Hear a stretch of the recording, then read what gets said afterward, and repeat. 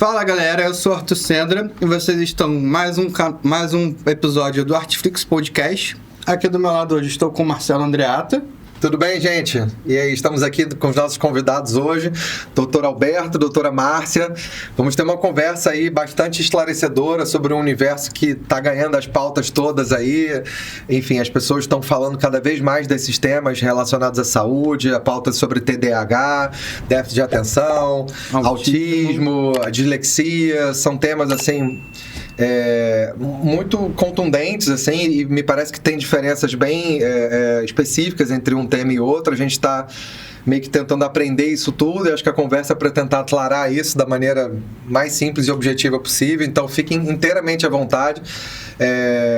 A gente tem escutado cada vez mais, né, esses temas sendo recorrentes, então em rodas de amigos, amigos que têm filhos, que estão apresentando essas questões. Isso tudo parece que está surgindo com mais vivacidade aí nos debates, coisas que a gente que não eram bem classificadas dessa maneira, pelo menos na minha geração. Quando a gente era pequeno, tinha outras crianças que já apresentavam sintomas que a gente não tinha muita clareza, e com isso vem uma carga de preconceito muito grande e de desinformação. Então acho que esse bate-papo é para a gente tentar explicar esses conceitos. Então eu te agradeço aí a presença, agradeço a presença. Tentar destrinchar e detalhar tintim por tintim cada um deles, saber entender melhor de forma mais clara qual que é a diferença de cada um deles, né? Isso. Porque hoje em dia a verdade é que eu acho que muitas das pessoas acabam tendo pelo menos um desses que a gente vai citar e sem nem saber que tem, né? Então, dito isso, só Doutor fazer Alberto, então, se quiser se apresentar, como é que a sua formação caminhou para esse lado, faz um pequeno arrazoado aí dessa história. Fazer a chamada. Depois a gente faz, para chamar todo mundo. Se inscreve no canal, é isso que ele quer falar. Fala, tá? Senão o pessoal assiste o negócio e a gente perde visualização. Então vai, fala. Ele gosta de dar esse recado. Não se esquece de se inscrever no canal, de compartilhar, deixar o seu like e os seus comentários também. Obrigado, gente. Vamos lá, doutor Alberto. Bem, primeiramente, prazer, Obrigado pelo convite de estar aqui. Claro. Marcelo, Arthur, Márcia. Espero que essa conversa hoje seja bacana para quem está escutando a gente e para vocês também, né? Acho que o objetivo aqui é esse hoje. E vou falar um pouquinho de mim, tá? Bem, atualmente eu sou psiquiatra da infância e adolescência, né? Eu tenho essa minha área de atuação, eu me formei pela UFRJ nessa área. E antes disso eu fiz... foi um caminho um pouco tortuoso, assim, né? Eu fiz a medicina na Souza Marques, que é uma universidade que tem aqui em Cascadura. Antes era, se eu não me engano, no centro ali do Rio de Janeiro, e depois foi para Cascadura.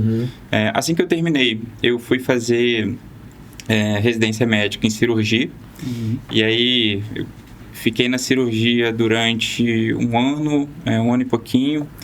E até gostava, assim, né? Mas chegou uma hora que eu entrava no centro cirúrgico, acho que não fazia mais muito sentido para mim, né? E aí deixei de operar com as mãos, né? Hoje em dia opero de outra forma, né? Faço esse luto aí, porque eu até gostava de operar, mas não me via fazendo aquilo lá o resto da minha vida. E logo depois eu comecei a fazer a minha residência médica em psiquiatria no PNEL, né? Instituto Municipal Felipe Nel. Sim. Fica ali... Botafogo. Ali no início da Enseada ali. Isso aí, você conhece também, né, Márcia? Mas também já teve um tempo lá. Já. Como médica lá. Como médica. É bom esclarecer, porque também... E aí, logo depois, eu comecei a fazer minha especialização em psiquiatria da infância e adolescência. Hoje eu atuo nessa área, né? Hoje eu sou diretor de uma clínica que chama Clínica Reaviva, que é ali no Leblon. Sim. E eu tenho 2 amigos que abriram uma clínica comigo, e é uma coisa que tem dado bastante certo. Sim.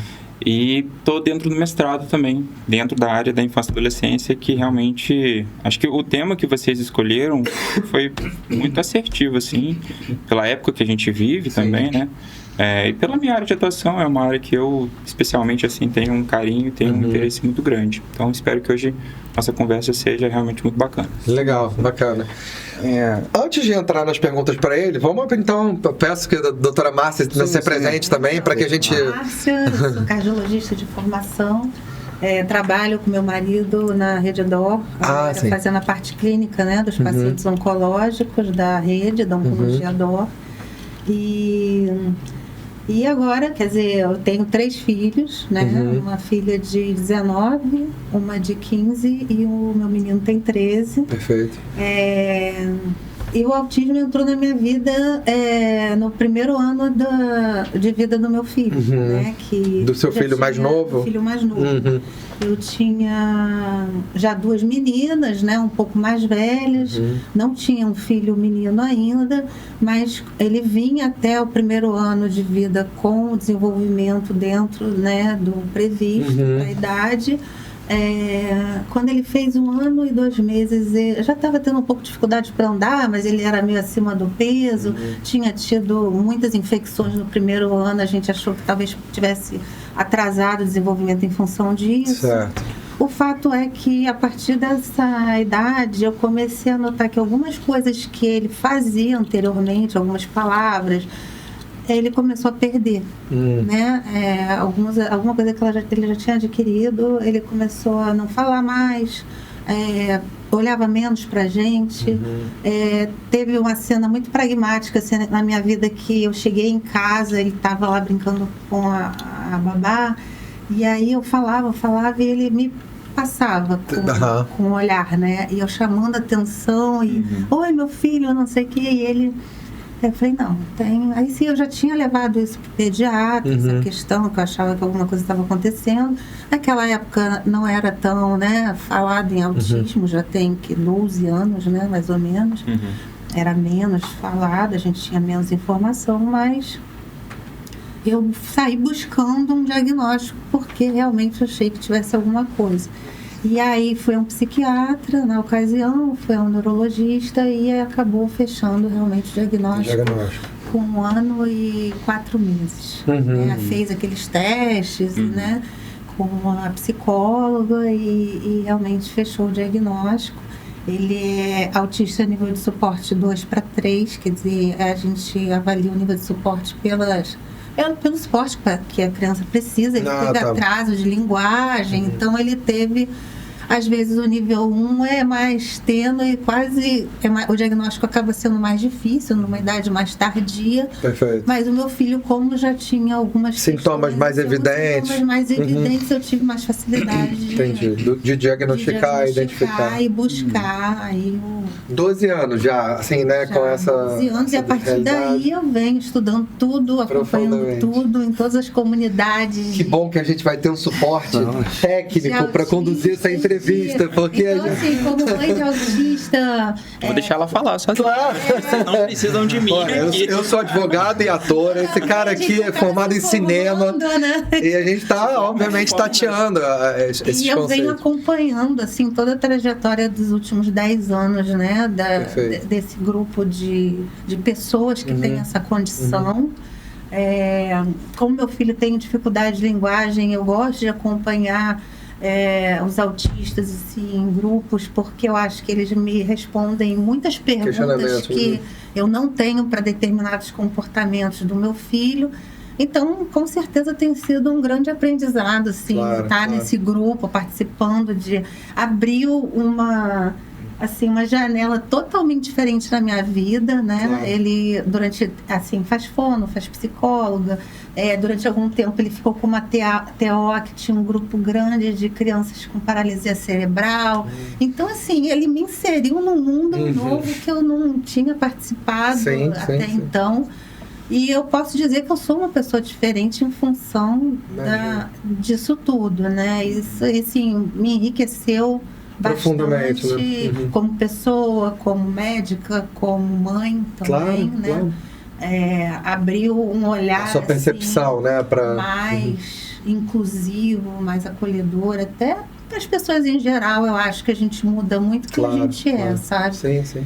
E eu acho que é uma oportunidade, assim, quero agradecer vocês terem me chamado. Eu acho que a informação, você poder levar informação para as pessoas é uma oportunidade que não tem como a gente mensurar, né? E isso é muito importante, e ainda mais com especialista, quer dizer, acredito que algumas pessoas vão se encontrar em algumas, né, nem todos os critérios, precisa ter alguns critérios para fechar diagnóstico, mas a gente acaba tendo uma coisinha ou outra, né, que a gente se identifica, né?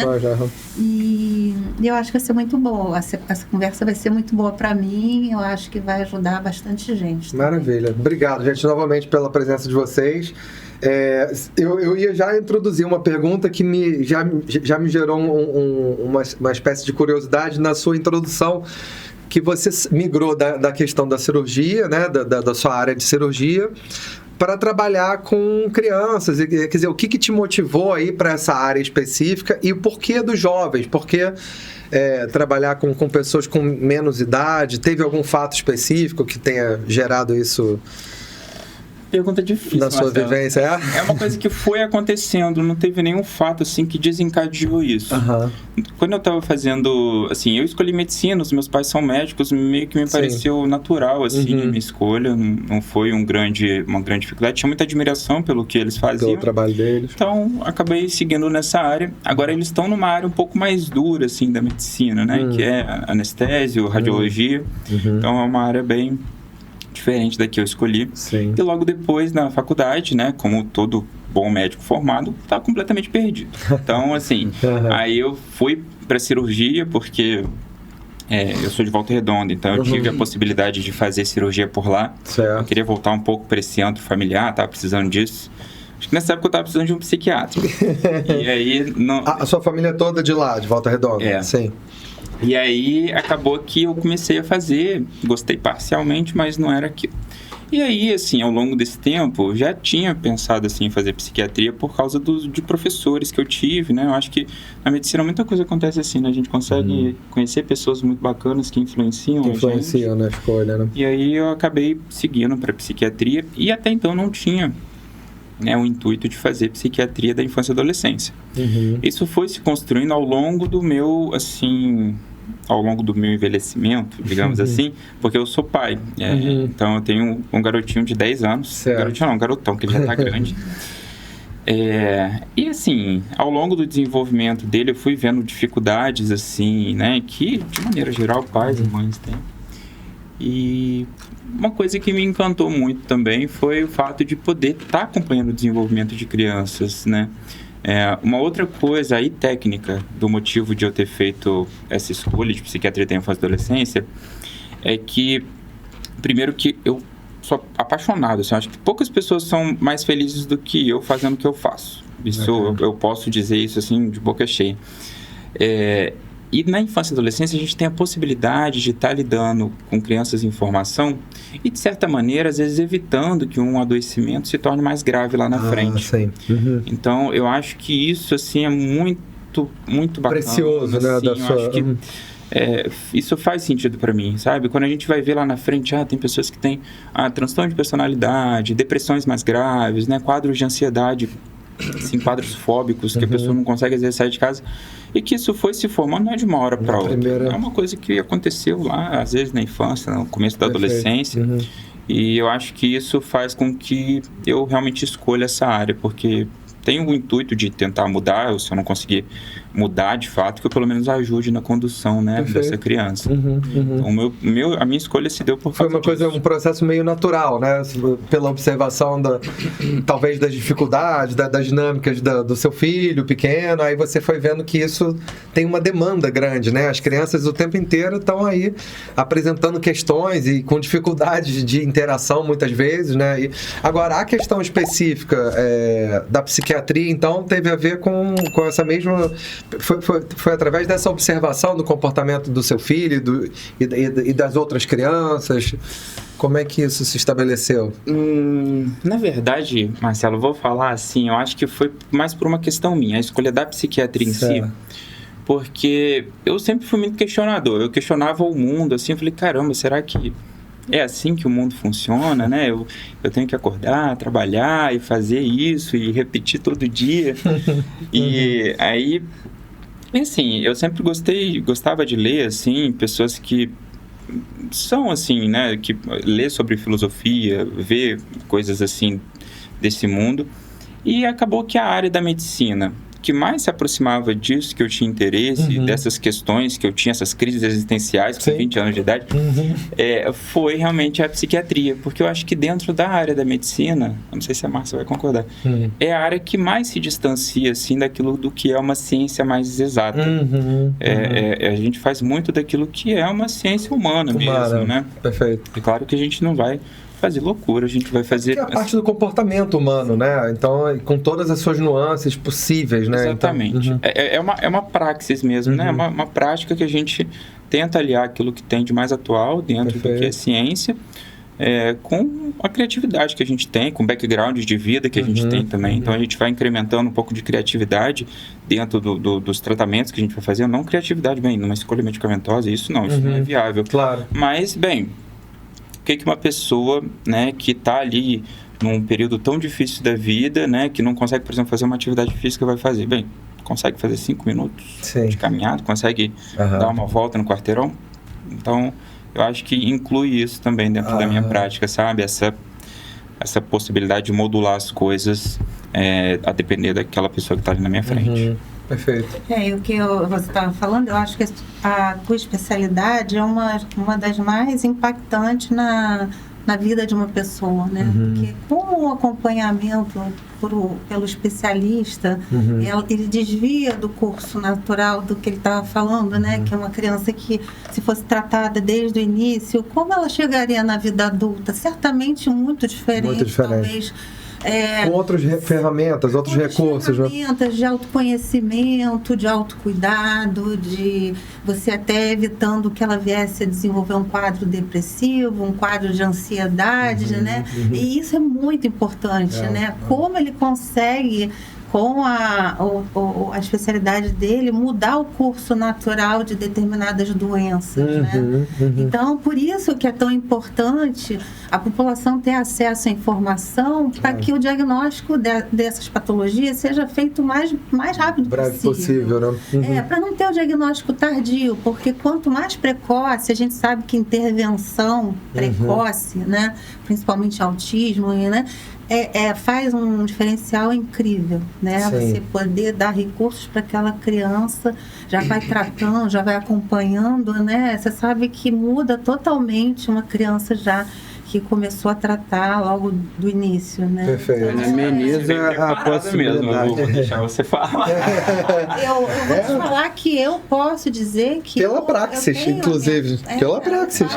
Pela minha vivência pessoal, entendeu? Eu acho que a sorte que eu tive, né, de poder fazer um diagnóstico precoce mudou totalmente a evolução do meu filho, né? É o principal fator. A evolução de bom prognóstico, assim, é o diagnóstico precoce com intervenções que podem ser feitas logo ali na primeira infância.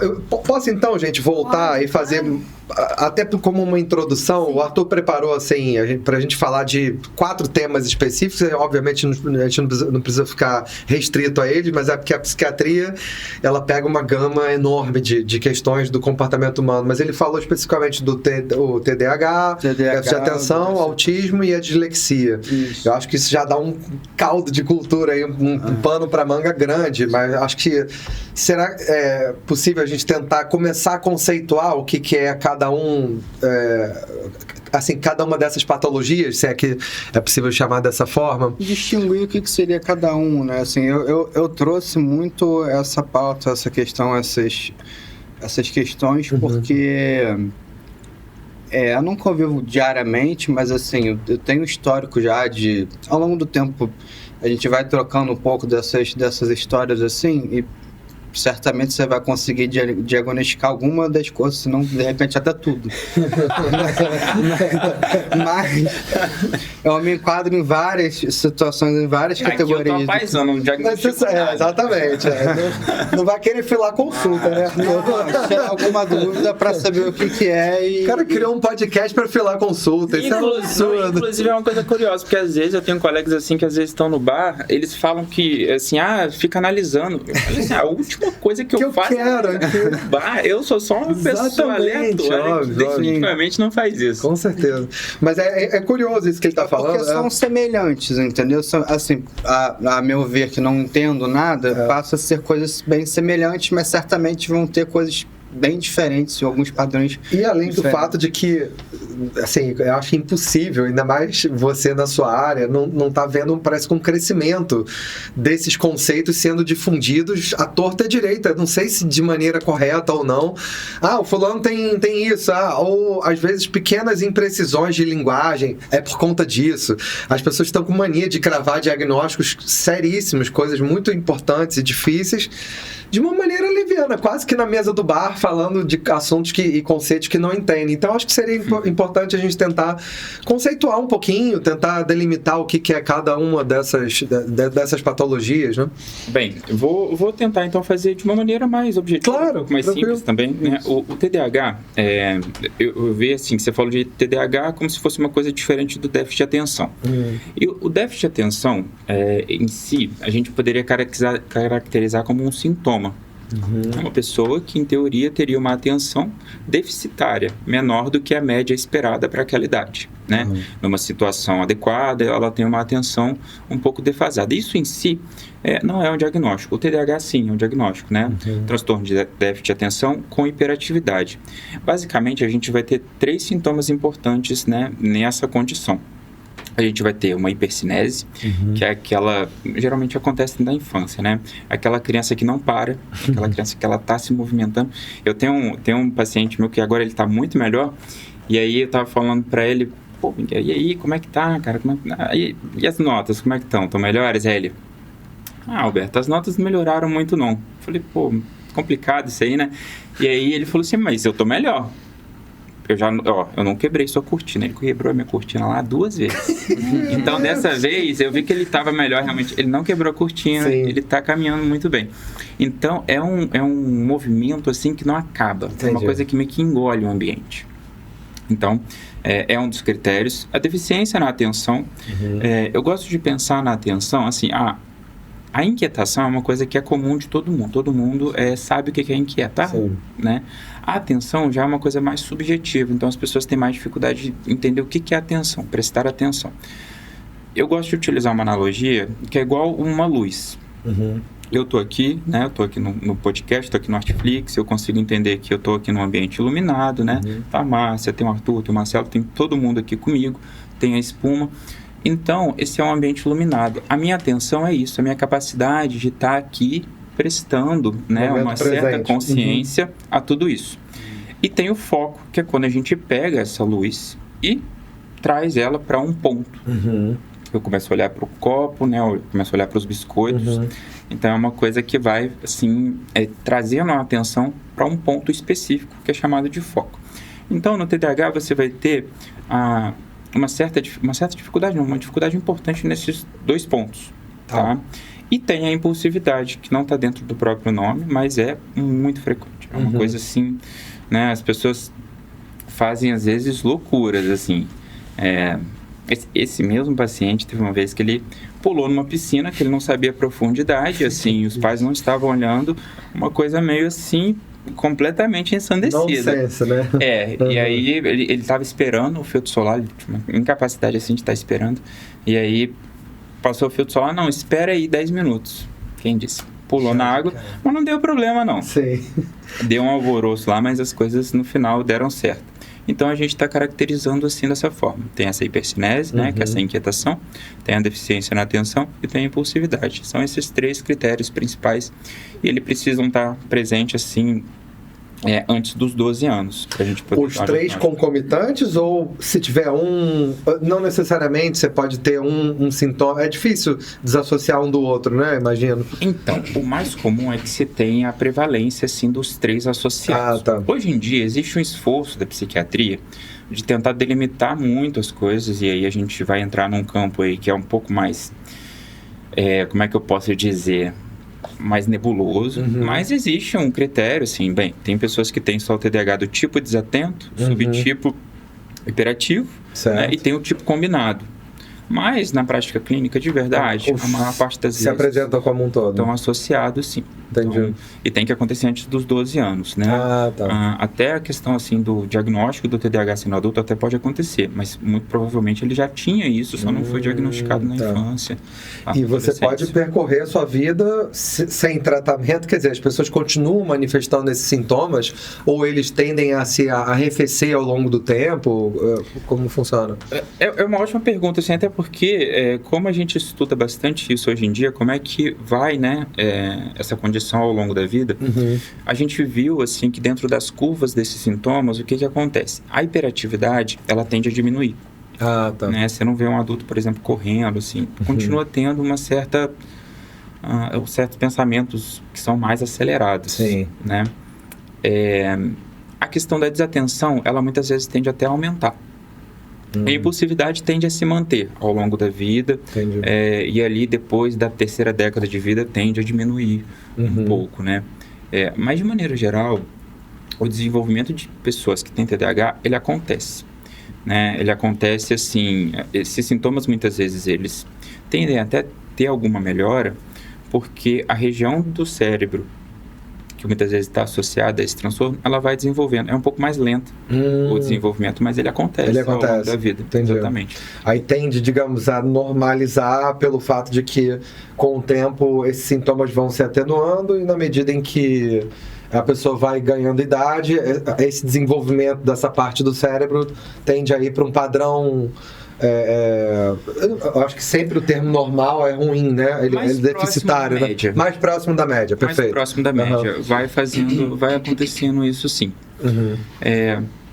Dentro dos transtornos de neurodesenvolvimento, né, que a gente tem alguns, a gente tem o TDAH hoje, e você falou do autismo. São situações diferentes, assim, né? Apesar de estarem muito associados. Eu fiz essa pergunta porque o que acontece? Do ponto de vista leigo, né, para quem começa a perceber um monte de padrões de comportamento, a questão do toque, da mania e tudo mais, da forma leiga, acaba associando como se tudo fosse um sintoma do autismo, né? Provavelmente, não sei se seria exatamente isso, mas assim, e aí você falou o negócio do hiperfoco também. Uma coisa que eu comento muito com a Márcia é tipo assim, eu desde a minha infância até a minha vida adulta, eu sempre fui aquele aluno que obrigatoriamente eu tinha que sempre sentar na primeira fileira do negócio, que senão não ia aprender nada, ou senão ia aprender menos ainda, porque o meu ritmo de aprendizado sempre foi muito mais atrasado, sempre demorou mais para poder pegar o time de tudo, qualquer coisa que era. Então é que, tipo assim, para poder me formar, eu tive que fazer supletivo, não me formei da forma padrão, tradicional, nem nada, né? E para eu poder aprender alguma coisa nova, e gosto muito de dar o exemplo lá do que a gente faz lá no estúdio lá de bike. Quando eu comecei, no começo eu estava ali meio que fazendo por fazer, só que chegou uma hora que eu comecei realmente a gostar daquilo que a gente faz ali.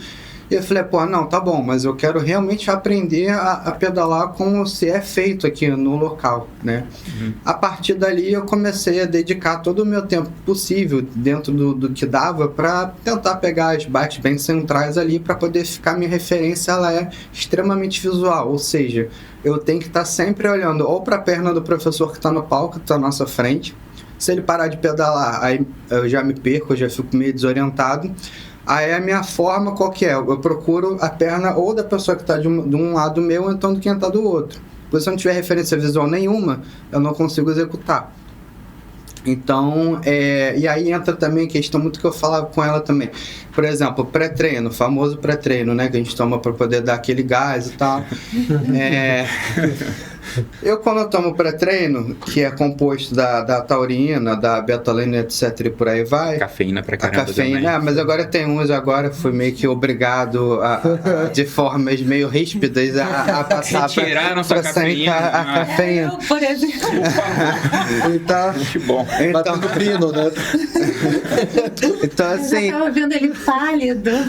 Quando a gente faz o uso desses produtos, pode ser sem cafeína, não tem problema. Mas eu reparei, eu falei isso com a Márcia. Eu falei, cara, quando eu tomo pré-treino, com cafeína ou sem cafeína, eu consigo render, tipo assim, eu em 5 minutos eu pego o timer de tudo que tá acontecendo, começo a executar e vai no automático. Agora, se eu ficar puro, eu não consigo, eu fico perdido, completamente Aí começa aquelas questões, tipo assim, eu vou olhar pro amiguinho que tá mexendo às vezes no telefone, ou então eu paro pra ficar olhando alguma coisa no relógio, porque começa a tirar a minha atenção, entendeu? Isso é uma coisa que, assim, como você falou, é muito difícil da gente chegar do que pode ser, né? Mas que na vida pessoal hoje em dia me incomoda menos, mas me incomoda. Uhum. Já foi pior. O exemplo que ele está dando parece que está tangenciando alguns desses conceitos, né? Quer dizer, hiperfoco ou déficit de atenção, tomar o pré-treino, não tomar, quer dizer, é um pouco isso, você está dizendo, né? E assim, é uma coisa até na questão da parte do comportamental mesmo. Por exemplo, eu quando eu era mais novo, eu sempre quando eu falo isso, as pessoas interpretam de maneira errada, equivocada. Eu gosto de falar que eu sempre fui sozinho a minha vida inteira, no sentido que, eu sempre tive meus pais sempre faziam tudo o que eu precisava, tudo que eu queria, meus pais estavam sempre fazendo. Eu sempre fui sozinho no sentido de que eu nunca tive um irmão, uma irmã da mesma idade que eu tenho 2 irmãs, só que são mais velhas do que eu, então consequentemente não... Minha irmã saía pra uma festa, ia pra uma balada, ia pra uma... Quantos anos, Arthur? Eu tenho 35. 35? Então, assim, eu nunca tive... As suas irmãs são bem mais velhas, não? Você não? A diferença é de 10 a 12 anos, né? É significativo. Então, assim, eu nunca tive ninguém que, pra poder sair pra ir num final de semana pra uma festa, eu sempre cresci sozinho, literalmente sozinho, nesse formato de padrão. Então, consequentemente, o meu padrão de comportamento perante a sociedade, eu sempre demorava muito mais para poder me entrosar com as pessoas, para tentar arrumar um grupo, para tentar estar ali próximo, né? Hoje em dia, assim, meio que consegui me romper isso, entendeu? Mas, no geral, como um todo, para fechar, o meu padrão de comportamento hoje é muito... Vira e mexe, eu fico muito perdido em algumas coisas, e até eles mesmos falam, a gente fala isso no WhatsApp, de forma inconsciente, eu falo a mesma coisa, tipo, umas 50, 60 vezes, sem eu saber que eu falei, entendeu? Eu falo, gente, eu não falo de propósito, porque realmente eu não me dei conta que eu falei e eu não me lembro. Eles param pra ficar lá falando, enfim, é só meio que um resumo da minha vida. Por favor, me ajudem. Tô brincando. Vou te passar o contato de um psiquiatra bacana, tá? Eu vou te passar. Eu acho o seguinte, né, Arthur? Pelo que você tá me relatando, de fato, tem coisas assim que são importantes. E mais importante do que isso, né? Eu acho que tá até numa pergunta que a gente tava até... Você tinha falado sobre, na definição daquilo que vai ser um transtorno mental. Eu gosto muito daquela definição, que a gente vai achar várias, mas eu trabalho com essa noção de que transtorno é aquilo que gera sofrimento. Sim. Gera sofrimento para a família, gera sofrimento para você, te traz um prejuízo funcional de você estar vivendo a vida que você gostaria. Aí a gente está, assim, pelo menos tangenciando um campo de algum transtorno. Tirando isso, acho que é importante a gente levar em consideração também que o ser humano, ele foge à média, né? Tem pessoas que são mais focadas, pessoas que são menos focadas, tem pessoas que são mais explosivas, menos. Então, eu acho que a gente tem que levar isso muito em consideração, porque me preocupa muito também hoje em dia a maneira como os diagnósticos são feitos e a patologização que é feita hoje, assim, de uma maneira completamente descabida, muitas vezes. É claro que acontecem, os diagnósticos, eles têm que acontecer, né? O tratamento, ele tem que ser feito, assim, de uma maneira adequada. Agora, hoje em dia, eu vejo muitas coisas, assim, levianas, assim, coisas sendo feitas às pressas, e eu acho que isso é uma preocupação que a gente tem que ver com hoje, né? Porque... E medicação, né? No momento subsequente, a introdução de remédio, né? Assim. E tem uma outra coisa, a Márcia talvez possa falar até melhor do que eu sobre isso, porque ainda mais quando você vai falando de questões que trazem prejuízo, às vezes são até um pouco mais graves, a medicação, ela tem uma função ali, só que o psicoterapeuta, o terapeuta ocupacional, né, o psicopedagogo, muitas vezes, vai ter uma função tão primordial que, assim, as pessoas às vezes esquecem disso, não levam isso em consideração. Às vezes chegam lá no consultório, tá assim, assim, assado, falei, olha, vai precisar disso, mas não vai dar um remédio para ele? Eu falei, olha, Não Parece que é o atalho, né? Que eu não quero entrar em outra terapia se o remédio tende a resolver. É uma solução imediata. É a solução imediata. Na né? verdade, você até lança a mão em algumas situações de maior gravidade de uma medicação para dar tempo por exemplo, o meu filho às vezes, ele agora até 10 anos, ele nunca fez uso de nenhuma medicação. Agora na entrada pré-adolescência, adolescência, eu não sei se isso contribuiu ou não, ele começou a ficar mais agressivo, ele tem ainda uma dificuldade de fala, que também deixa ele mais angustiado, ele não conseguir se expressar, e às vezes a gente não entender muito bem o que ele está sentindo, então ele começou a ficar mais agressivo, mais ansioso, acabou tendo que fazer uso de algumas medicações. Porém, a ideia é que a terapia, né, a terapia comportamental possa atuar de tal forma que a gente consiga tirar isso o mais rápido possível. Perfeito. Houve uma necessidade da utilização por conta da agressividade, ele poderia se machucar, machucar outras pessoas, então a gente não tinha como ficar, pelo menos temporariamente, sem algum tipo de suporte nesse sentido. Mas a ideia é que a terapia, a gente sabe que o mais fundamental é você ir trabalhando, né, na medida do possível, e tentar usar cada vez menos a medicação, se for possível, né? E isso é muito bacana, assim, até porque, bem, é uma situação fora da média, porque eu vejo, assim, que bom que foi assim, porque eu vejo crianças que chegam, assim, super medicadas, às vezes eu olho, assim, eu falo, cara, pô, pra que isso, né? Qual que é a função disso? Minha função, às vezes, hoje em dia, é mais retirar aquilo que está sendo feito e tentar restituir algum tipo de autonomia e tratamento mais adequado do que de sair colocando medicação. E é uma situação muito comum, assim, dentro de quadros, assim, do espectro autista, a demanda social, ela aumenta muito na adolescência. Muito. Os adolescentes, eles são terríveis. São seres... Da adolescência, onde acontece o boom da vida da criança, né? Aí você vai ter a questão que a gente estava falando justamente do ciclo social, comportamental. Aí vem essa questão hormonal também deve influenciar, né? Às vezes os hormônios... A própria questão do adolescente, ele tá ali se descobrindo. Pô, às vezes é a primeira namoradinha ali, que ele vai ali e tal. É muito comum, assim, até porque o que acontece? A gente utiliza essa linguagem que a gente está falando, essa linguagem discursiva, semântica, só que a gente tem um monte de linguagem não verbal, né? Me parece que você está atento ao que eu estou falando através do seu olho cerrado, né? Se é a cena com a cabeça a hora que eu falo alguma coisa que eu acho que talvez você concorde. Então, essa linguagem não verbal, ela é fundamental na adolescência. A gente não presta atenção nisso, mas nós somos seres completamente não verbais, quase. A gente faz muito, a gente tem microgestos e que acabam sendo muito demandados, principalmente nesse momento, em que existe um boom da nossa vida social.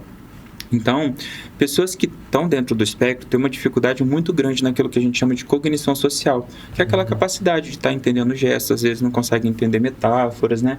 Tem uma coisa que a gente chama de literalidade, são mais literais, né? Tem essa dificuldade.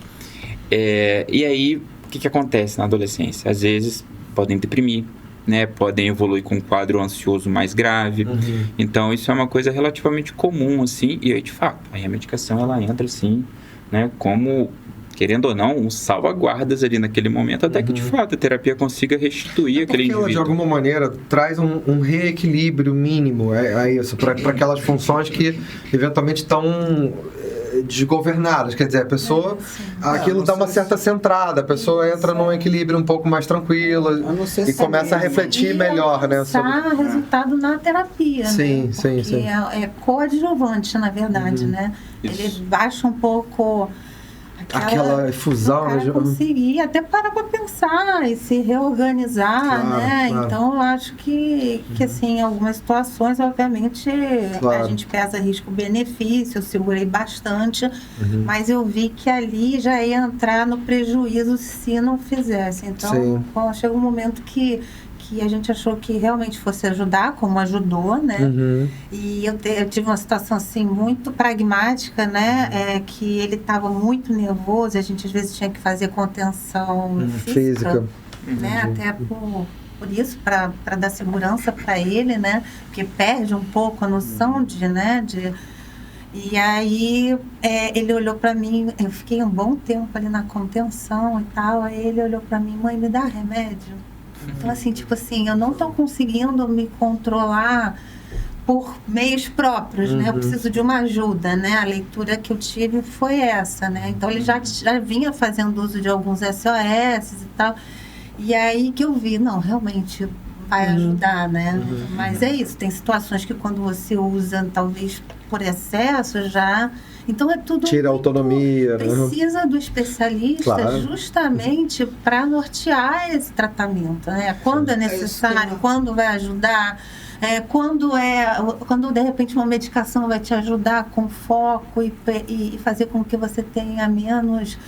perda acadêmica, né? Então, assim, isso é muito cuidado pelo médico, né? E é isso, a pessoa não pode sair fazendo aleatoriamente a medicação para que tenha, assim, uma resposta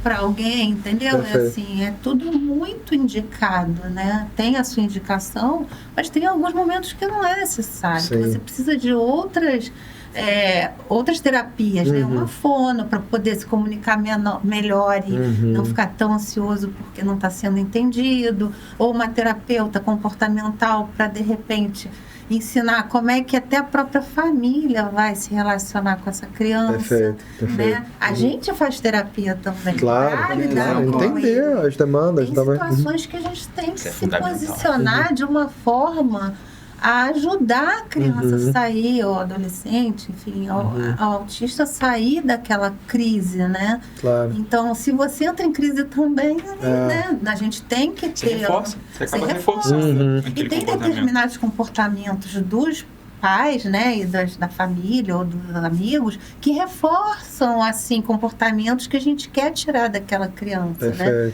Então, assim, a terapia é fundamental, às vezes até mais fundamental do que a medicação, né, em algumas situações.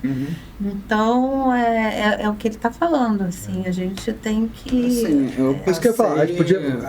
Vamos entrar no autismo, né? Acho que talvez seja, porque é uma questão que a gente pode pontuar, o que é, né? É só para colocar... Você vai levando a outra. É só para colocar essa questão da psicologia, por exemplo. Eu fiz psicologia... como paciente, no caso, ao longo da minha vida quase inteira. Só agora, depois de adulto, já não sei quantos anos, agora que eu não tenho feito mais, entendeu? Psicanálise, terapia, você só lembra qual... Era comportamental. Tá. Sempre desde que eu era criança. Aí ficou uma época que eu não fiz mais, chegou na época da faculdade. Foram sempre momentos envolvendo a parte da interação social, né? Curioso isso. E aí chegou na faculdade, voltei a fazer, só que pra mim, e aí eu não sei, você certamente vai saber dizer melhor do que eu, me gerava um pouco de angústia na psicologia, porque o que acontece? A gente vai na consulta, a gente conta, relata, aí o psicólogo ou a psicóloga, ela vai fazendo uma análise dela, que tem que ser feita e tal. E aí chega na hora da conclusão, ela não te fala. Então eu toda vez eu ia na psicóloga sem saber o que era para eu fazer. Então me deixava muito mais angustiado do que o tempo que eu estou indo lá para poder falar. Tá bom, eu sei, o que eu tenho aqui eu estou te trazendo, estou te falando que eu sou assim assado, mas eu quero a solução. Como é que você resolve isso? Entendeu? É uma coisa que o psicólogo... para mim, pelo menos, psicanálise agora, né? De pouco tempo. Mas parece que parte do processo é você também, ao falar, você está se escutando e aquilo você começa a elaborar, na verdade, né? Mas é muito vago. Né? Ela vai te dar ferramentas para você, dentro da tua situação, buscar estratégias de como você vai agir em determinadas situações, né? Mas se você tem uma pessoa que tem essa limitação para poder conseguir acompanhar o ritmo, entender o que ela precisa, então lascou, porque você vai para um negócio procurando ajuda, onde... Ela não falava nada, assim, era um processo dela não falar quase nada? Eu só basicamente perguntava, mas e aí? Tá, eu contava, fica lá 40 minutos ali falando, só que assim, sem conclusão de nada. Bem, eu vou tentar elaborar alguma coisa relacionada a isso que você falou, tá, Arthur? Essa terapeuta sua, você fez uma só ao longo de vários anos? Como que foi? Não. Ao longo da vida toda eu fiz várias, assim. Mas só que foi sempre... Pode ser também a tipagem, né? Eu sempre fiz a comportamental. Adorei esse nome, tipagem. Você nem se existe, mas eu tô inventando. Não, mas eu compreendi o que você falou, compreendi. A linha. A linha, né? Não, mas tá certo. É o tipo, qual que é o estilo, né, daquela pessoa que tá ali na frente. Bem, de antemão, eu acho que dificilmente algum terapeuta vai ter uma resposta de fato para algum sofrimento que você traga, assim, salvo, sei lá, algumas exceções, né? Agora, eu acompanho muito isso que o Marcelo falou. Tem terapeutas que são muito talentosos, assim, né? Acho que é uma área que as pessoas precisam de ter um talento e técnica, obviamente, né? E um aprendizado, assim, uma formação robusta, para ir, de certa forma, conduzindo a pessoa naquele caminho no qual ela vai ali se reconhecendo. Porque eu vou te dar um exemplo, né? Eu atendo adultos que têm TDAH. Inclusive, tem um que eu dei alta para ele porque ele já não precisa mais, ele faz educação física, ele descobriu uma maneira de vida para ele que ele não precisa de psicoestimulante. Ele não precisa, ele consegue lidar. E assim, é um garoto, um homem no caso, né? Que tem um TDAH grave ao longo da vida e que ficou muito bem ao longo dos últimos 2 anos, no caso. Então, ele chegou para mim um dia, né, e fazendo a terapia dele, ele falou assim: Alberto, eu sou assim, cara. Eu sou desatento mesmo, vou ter que lidar com isso. Ele é um cara super engraçado, assim. Ele é excepcional. De si mesmo já, inclusive. Então, exatamente isso. Ele começou, ele percebeu assim: eu não posso me levar a sério, né? Já se aceitou os problemas. Exatamente. Eu acho que quando ele fez isso, ele falou pra mim, isso veio com uma carga tão boa, assim, de liberdade. Ele falou assim comigo, né? Então, e realmente, né, a terapia para ele serviu dessa forma, né? É claro que hoje em dia ele é um cara que é bem sucedido na área dele, ele fez assim educação física, hoje em dia ele é instrutor, ele faz várias coisas que não necessariamente, ele tem ajuda, né, de outras pessoas, por exemplo, para estar organizando treinos. Então ele foi dando jeito, ele foi fazendo as coisas, e o psicoestimulante para ele, né, a medicação, ele falava comigo, não é sempre que isso acontece, mas ele falava assim: olha, às vezes me atrapalha, porque eu tenho um jeito mais espontâneo, eu gosto disso, né? Tata Werneck, recentemente, eu acho que ela falou uma coisa semelhante, assim, né? A Tata estudou no colégio que eu estudei, e era visível que ela tinha alguma... Porque ela era extremamente acelerada, mas era num nível, assim, 10, entendeu? E colégio católico, assim, a Tata era uma figura, mas tinha uma questão que a gente observava, cara, é um pontinho completamente fora da curva e uma certa incompreensão sobre aquilo. Porque, pelo menos no meu colégio, que eu tenho muito, assim, tenho um apreço muito grande, mas hoje eu vejo, assim, tenho ressalvas ao método que tendia a colocar todo mundo numa forma, né? Naquilo saía todo mundo formatado. E a Tata quando ela entrou, era uma coisa completamente fora. Né? E era hilário, como ela continua sendo hilária. E tudo que ela tem dessa personalidade destoava ali. E ela foi expulsa do colégio num determinado momento. Eu acho que o próprio colégio... Que bom pra ela. E ela é ela hoje em dia, porque certamente em grande parte porque não se encaixou ali, entendeu? Mas acho que ela teve que encontrar, certamente vinha alguma carga de sofrimento ali, né? Daquele pra ela, né? Então eu imagino que tenha sido difícil também, em grande parte. Mas ela certamente soube rir de si mesma e aproveitou isso para virar essa gênia do humor, essa né? necessidade de se adaptar a determinadas situações gera um sofrimento, que você não pertence àquilo ali, que ele não é teu ambiente, e você está totalmente fora de contexto. Como é que você vai se enquadrar ali? Pois é. Aí, geralmente... Aí eu acho que entra assim, como é que... Aí tem o mascaramento, que a pessoa às vezes começa a se moldar e a ser diferente de quem ela é, para poder estar naquele ambiente. Exato. E ser reconhecida, ser aceita às vezes, né? Então acho que isso acaba gerando na situação, talvez, essa questão aí do sofrimento, assim, né? Eu acho que assim, eu nem me colocaria aquele exemplo que ele falou numa questão de sofrimento nem nada não, mas eu vejo muito através de visão de outras pessoas próximas, ou talvez não tão próximas, mas distantes e tudo. Mas às vezes, a minha namorada, inclusive, ela fala Às vezes, em algumas situações que a gente tá falando qualquer coisa, a pessoa já tá de saco cheio, só que eu não me dou conta, eu não percebo que tá incomodando, Ela nada te do avisa? tipo. Arthur, para. Não, ela não fala, mas ela fala, de fulano de tal, já tava de saco cheio, ela não parava de falar, a pessoa já tinha perdido a paciência, eu continuo ali falando, só que eu não percebo. E é muito difícil de você explicar isso pra uma pessoa que não tá naquele meio, que não convive com isso no dia a dia, de falar que, pô, mas eu não fiz por mal, não é de propósito. Até para as pessoas de fora conseguirem entender isso também, né? É mais uma questão de, sei lá, aí que você falou o negócio da autoaceitação. Pô, por mim, cara, eu acho que eu sou, pelo menos eu me considero a pessoa mais autoastral com autoestima lá acima das nuvens, assim. Eu sou o nível, tipo, completamente foda-se, eu sou assim mesmo e valeu.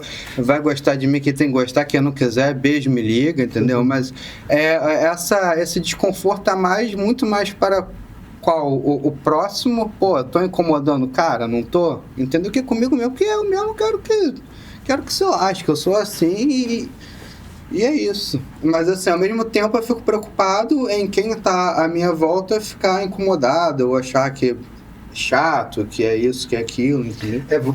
É como se você não quisesse gerar um desconforto para as pessoas, mas isso. você não se incomoda caso esse desconforto venha para você, porque para você, de alguma maneira, é diferente, tá tudo bem, tá tudo bem. Eu convivo já com isso. Às vezes é isso, a questão que ele falou do hiperfoco, né? Eu sei que quem tem hiperfoco, na verdade, a gente tem uma predileção por alguns temas e aquilo ali é insaciável.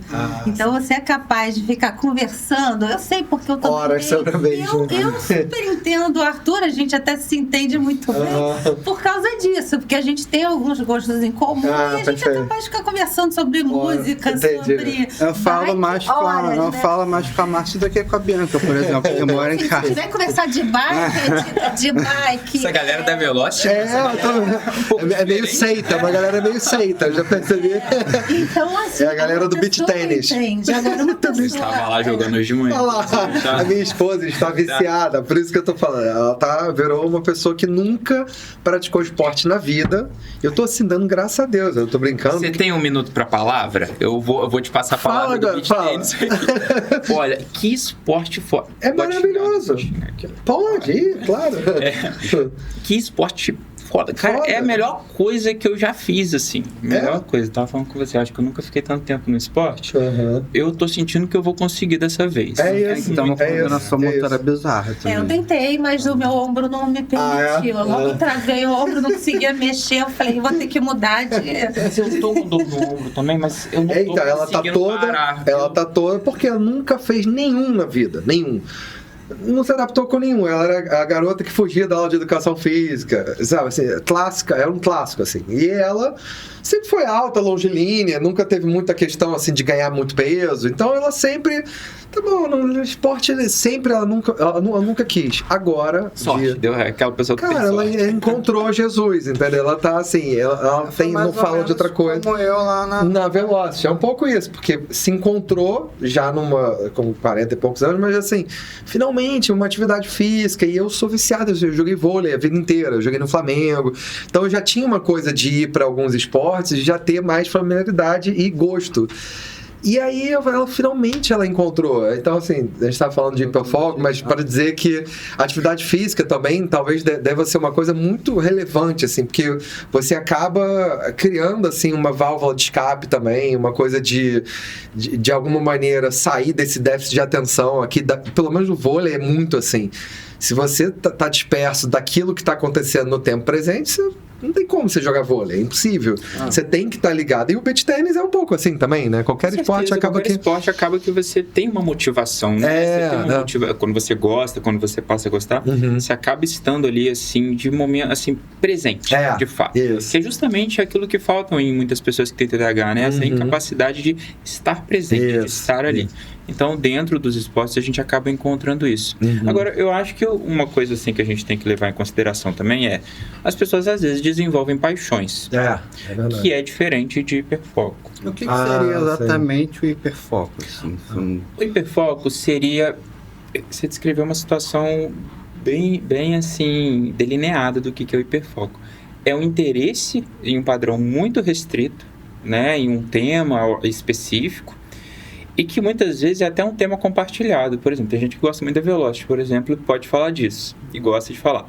Só que, a partir do momento que você começa a falar sobre, começa a ter um comportamento voltado para aquilo, que não é, de certa maneira, padronizado, aceito ali, você começa a falar mais, aquela pessoa já está incomodada e você nem consegue perceber, então a gente está entrando ali dentro de uma linha que a gente pode dizer, assim, que seria um hiperfoco. E que é muito comum, né? No TDAH é comum, agora dentro do autismo é mais comum ainda. A gente vê muito mais no autismo do que dentro do TDAH. Calma, vamos lá. Agora... Ninguém está fazendo diagnóstico de nada. O seu caso é a parte, a gente vai... Mas é muito mais comum, tá? Mas nada, né? Inclusive tem questões, assim, hoje em dia as pessoas vão no consultório, aí fala assim, ele só quer comer macarrão e hambúrguer, ele tem uma sensibilidade. Hoje em dia eu vejo muito, né, aquelas questões que são secundárias às desordens, né, tanto do TDAH quanto do autismo, que são transtornos do neurodesenvolvimento, tomarem uma proporção quase como se fosse central.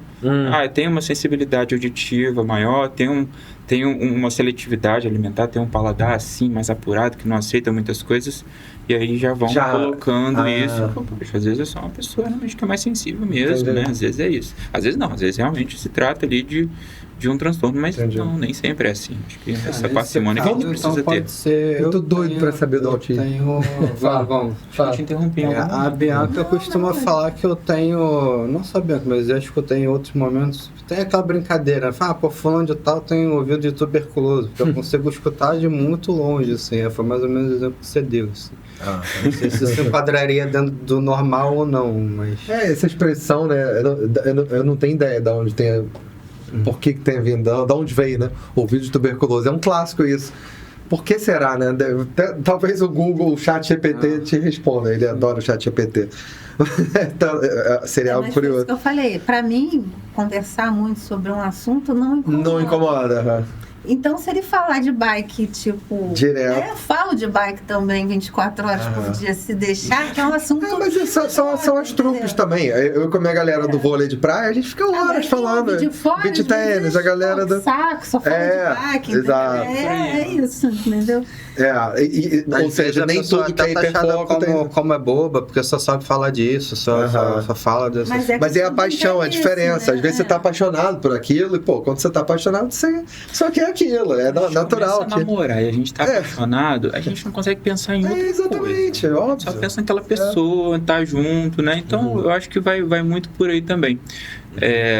O hiperfoco, né, ele muitas vezes acaba sendo problemático, principalmente na infância, porque acaba impedindo que essa criancinha, muitas vezes dentro de uma área na qual o objetivo é justamente socializar, né? Não tem um aprendizado acadêmico específico, por exemplo, com 3, 4, 5 anos as escolas hoje em dia já começam a ter, né?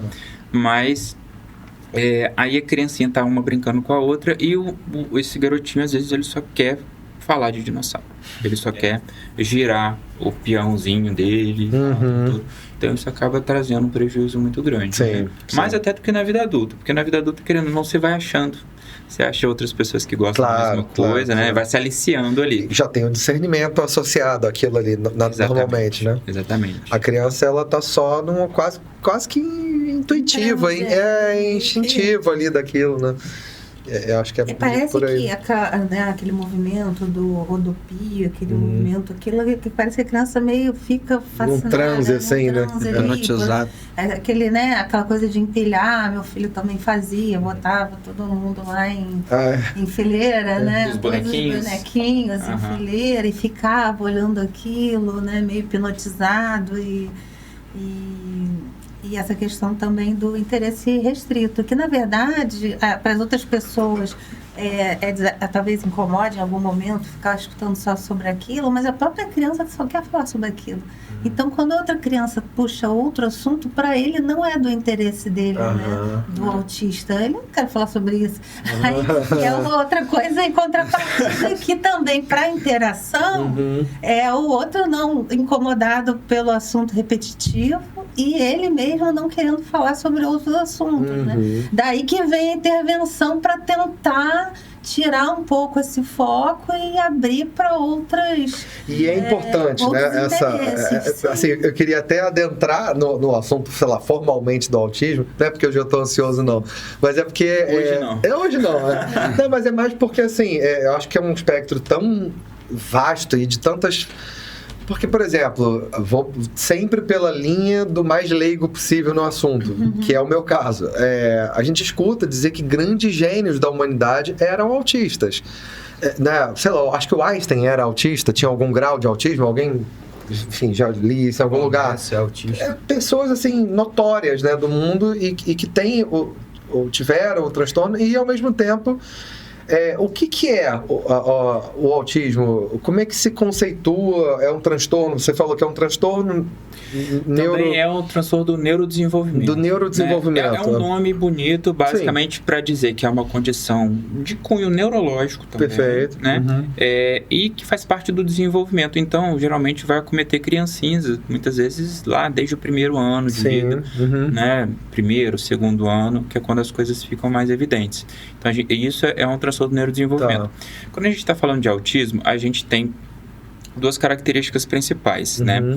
Que é um atraso e uma deficiência na comunicação social. Isso acaba se refletindo muitas vezes numa dificuldade de desenvolver a fala, né?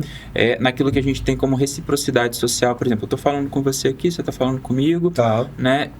Quando a gente está falando, por exemplo, de uma pessoa autista, assim, que não teria essa reciprocidade, se você não falar daquilo que ela quer, ela não vai falar com você.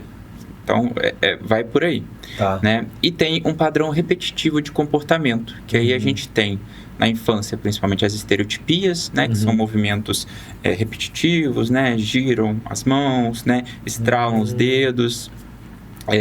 São os mais comuns. Na orelha. Bate na orelha. Aquela coisa... De ficar se balançando para frente e para trás. Então, são as estereotipias, assim, mais comuns. E que... Tem alguma causa neurológica? Tem algo que gere isso? Ou é uma coisa, sei lá, da genética da pessoa? Alguma déficit? A genética, ela é importante, Ela é importante. Né? A gente vê que existe um fator genético importante no desenvolvimento. E tem uma série de genes que são associados também. Hoje em dia existe um esforço da ciência de fazer a associação de vários genes à condição do autismo, né? Mas a gente sabe hoje em dia que a condição genética ela é importante assim, para o desenvolvimento. E ao longo, né, do próprio desenvolvimento, por exemplo, crianças que nascem prematuras, elas têm maior chance, né? Então, assim, é multifatorial que a gente chama, né? Então, essa condição, ela vai ao longo da vida, por exemplo, né? Essas estereotipias, elas não permanecem muitas vezes ao longo da vida. Então, às vezes, essa estereotipia lá na frente, ela vai virar o que a gente chama de um padrão rígido de comportamento, né?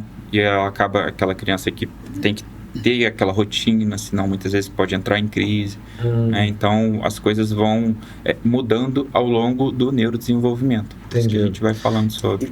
Por exemplo, na parte comportamental, assim, vou levantar uma que eu não sei se isso se enquadraria dentro do autismo, do TDAH, enfim.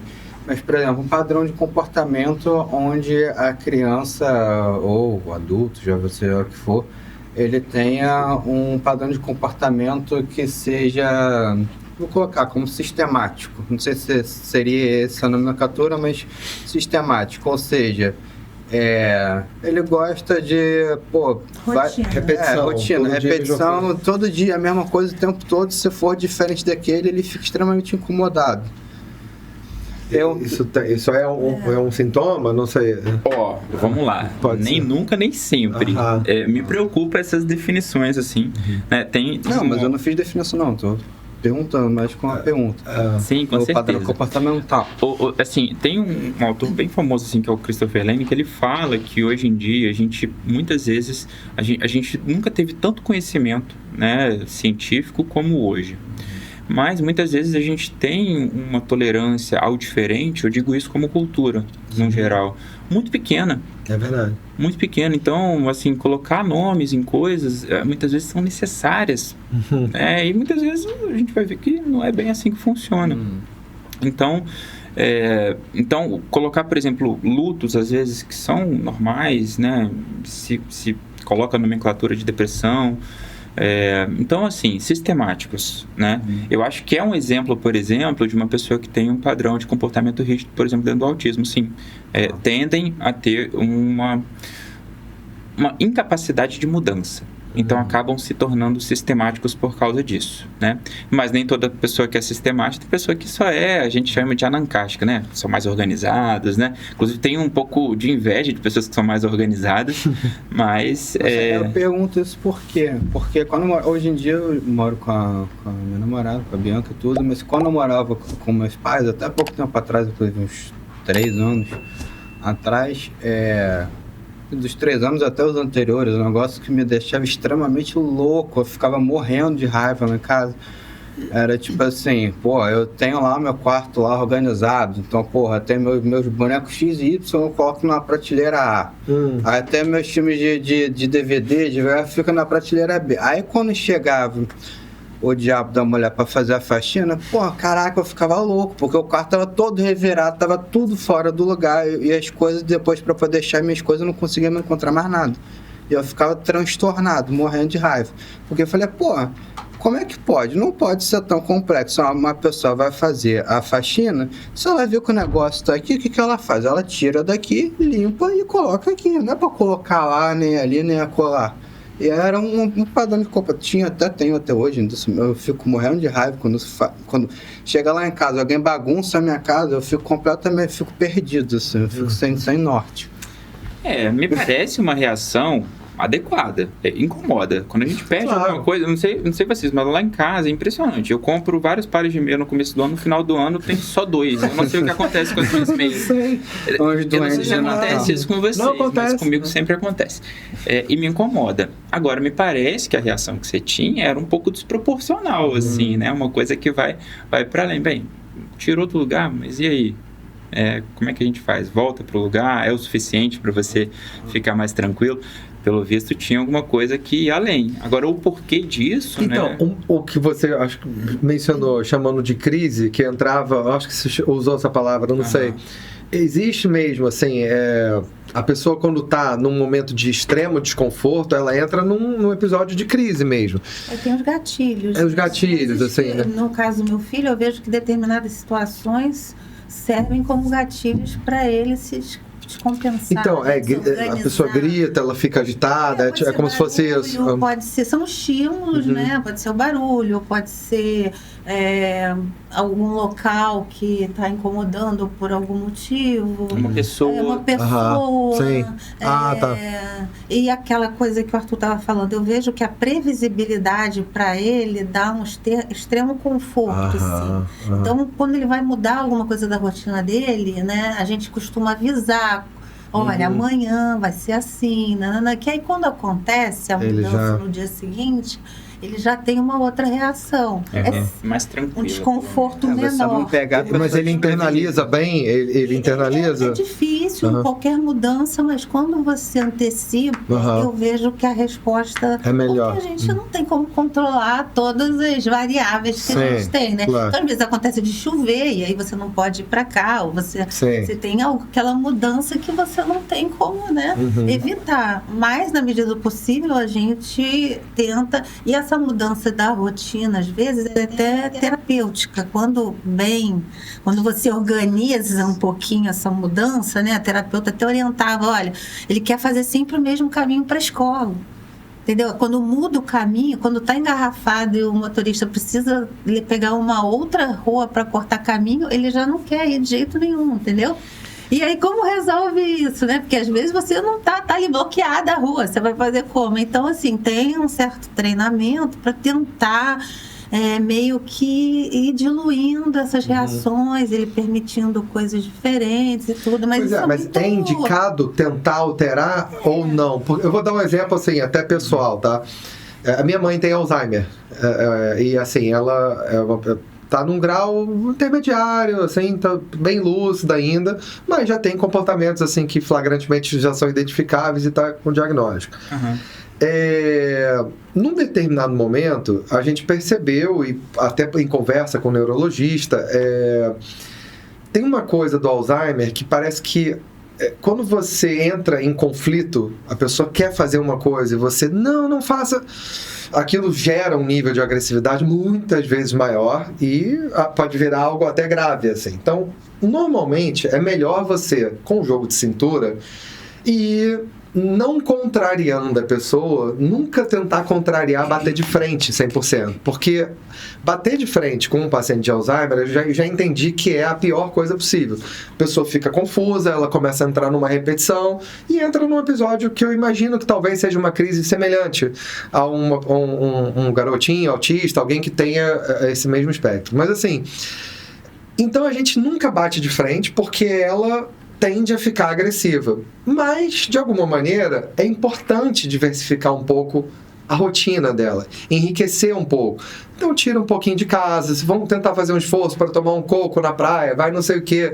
Porque se deixar, a demência, ela se instala na pessoa, a pessoa fica, sei lá, parada numa televisão o dia inteiro. Ela fica... E parece que quanto menos estímulo, mais profunda a demência, parece que ela vai se apossando da pessoa. Estou dizendo isso para dizer que é importante para o paciente de autismo ter essa diversificação ou não.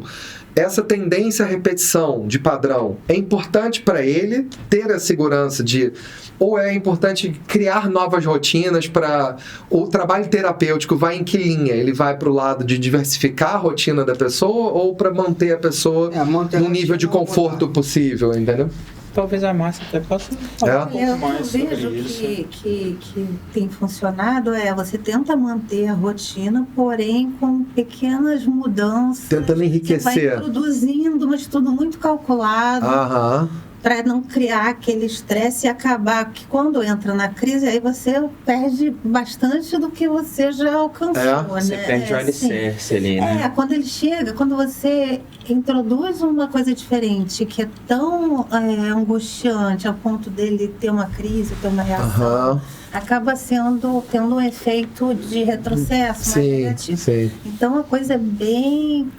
calculada, milimétrico. Quase um jogo de xadrez para você não perder a jogada, literalmente. Então é bem... Você vai construindo, assim, sentindo o que tem resultado, quais são os reforçadores positivos. O meu gosta muito de comida, então a gente não pode reforçar muito com a alimentação, porque senão ele senão ele vai comendo. Mas a gente vai tentando, porque o que acontece? Se você mantiver essa criança, por exemplo, no caso da sua mãe, ela não quer sair de casa. A tendência vai ser cada vez mais ela querer ficar dentro de casa e você não vai conseguir tirar ela mais de casa. É isso aí. Aí daqui a pouco ela não quer tomar banho. Aí como é que vai ficar sem tomar banho? Precisa tomar banho, né? Então, assim, óbvio que eu acho que é uma reação sua, reativa, mais de imposição, talvez repercuta nela numa resposta também à sua altura. Isso. Então, eu acho que você tem que estimular, mas de uma forma... mais branda, mais com jogo de cintura, com tranquilidade. Conversando, tentando negociar. Quase uma negociação, eu acho, né? Funciona muito, é muito engraçado. Não vai ceder àquela situação de não tomar banho, não sair de casa, que é a tendência natural né? E ela vai infantilizando também. Eu vou dar um exemplo, assim, hoje em dia é engraçado, a gente quando eu quero convencê-la de alguma coisa, eu vou pelo contrário, eu vou do tipo, como se fosse uma coisa proibida. Vamos lá tomar um sorvete, como se fosse escondida, ela... Vamos. Aí ela topa. Então é sempre pela negação, entendeu? Parece meio um pouco infantil o comportamento da transgressão, que é tão atrativo, porque é uma coisa nova. Então, vamos lá em tal lugar, a gente pega e toma um coco e depois... Só de mudar o tom de voz funciona muito, assim. E ela, beleza, saiu de casa, tá na rua... No momento que tá tomando coco, ela parece que tá absolutamente normal. Mas se eu tivesse em casa... do lado dela assistindo televisão, ela possivelmente estaria muitas vezes. Então, acho que o estímulo é muito importante, porque se deixar essa letargia, ela fica na pessoa, e é que ela não toma esses remédios assim, ela toma um ou outro e tá nos olhos de canabidiol, que estão, assim, pelo menos assim, tem surtido bastante efeito do ponto de vista dessa agressividade e tudo mais. Eu não sei se é algo semelhante, assim, por isso que eu queria entender, é um transtorno comportamental, mas assim, isso, ele evolui, tem tratamento? O que é o tratamento do autismo? Olha, o tratamento do autismo, ele não é medicamentoso. Não é? Sempre a gente utiliza a medicação para os sintomas. Sim, né? sim, entendi. Por exemplo, pessoas com autismo têm mais tendências a desenvolverem quadros ansiosos, depressivos, então muitas vezes a gente utiliza a medicação nessa circunstância, né? Eventualmente existe uma alteração comportamental com agressividade, e aí a gente precisa lançar mão de outras medicações. Então as medicações entram nesse contexto. A questão, por exemplo, né, da rigidez, né, da rotina, é bem isso que a Márcia falou. Assim, a gente vai fazendo aquilo que é possível. Eventualmente, a flexibilização cognitiva, que a gente chama, né, de flexibilizar as possibilidades que aquele indivíduo tem, é muito importante, porque assim, todo ser humano precisa de uma certa flexibilização, né? A gente precisa de estar fazendo coisas, caramba, deu errado isso, vamos para outra coisa, então. Então, isso é uma adaptação importante para a gente. Agora, não existe família que suporte também ter que ficar mudando rotina daquela pessoa o tempo todo. Claro. Eu digo isso porque eu já vi isso, né? Não, tem que mudar, tem que mudar. Pô, peraí, calma aí. Vamos deixar o moleque Acabei de me adaptar àquilo, né? Como é que eu já tenho que mudar de novo? Deixa, vamos lá, vamos deixar ele um pouquinho nesse tempo aí, depois a gente vai mudando outras coisas. Então, faz parte. E aí a gente vai identificando, né? Por exemplo, se a criança tem o autismo associado ao TDAH, a gente trata o TDAH porque realmente é uma condição em que a medicação tem um efeito muito importante, né? E assim a gente vai tratando comorbidades. No autismo a gente trata mais comorbidades. E aí a gente vai colocando, né, recursos subjetivos, recursos mentais para aquela criança, para aquele adolescente. Por exemplo, se ele tem dificuldade no aprendizado, a gente coloca uma psicopedagoga, indica uma pessoa mais adequada. Então, que é o tal nível de suporte que você tinha comentado, não é isso? Suporte 1, 2, 3, que tem essas gradações, né? Suporte mais para atividades diárias, né? Aí também acho que inclui a questão da fala, né? Que também acaba comprometendo bastante essa criança, né? Que é uma forma de comunicação, quer dizer, ela acaba tendo uma comunicação muito não verbal, né? Porém, às vezes... E é aquela coisa que ele estava falando, meu filho, quando o assunto não interessa, ele não fala. E ele fez fono, desde 1 ano, ele pode falar, sei lá... Ele outro dia estava cantando uma música que era um trava-língua que até eu estava me enrolando. Só ele estava cantando, mas se falar para cantar uma música que ele não quer cantar, ele não vai cantar, entendeu? Então é aquela coisa de fazer o que é da motivação, o que é do interesse, né? Ele não existe não existe essa coisa de ter que fazer porque tem que fazer. Essa é uma frase que não, assim, eu tenho que fazer, eu tenho que estudar matemática porque eu tenho que estudar matemática. Não gosto de matemática, não vou estudar. Então, é mais ou menos tem assim. situações que, olha, pesam, tá? Às vezes tá chovendo, não, mas eu sempre faço o caminho andando. Não, mas hoje tá chovendo. Tá chovendo canivete lá fora. Aí vai querer andando. Às vezes acontece, já aconteceu, já aconteceu de irem, né? Porque é melhor não contrariar nesse ponto, né? Não, nessa situação eu achei que foi ruim, assim, não era... mas assim, aconteceu isso, como que a gente vai fazer para evitar que isso aconteça novamente? Então é através dessas mudanças de nuance que a gente vai conseguindo também ter esses avanços, sabe? Então é muito importante. Uma coisa, né, que até vale a pena falar um pouco mais, a questão da dificuldade na comunicação social no autismo, ela tá ali central, né? É um dos sintomas centrais. E o que vem isso, né? O que advém disso? É uma dificuldade, por exemplo, de desenvolver a fala com o intuito de comunicação.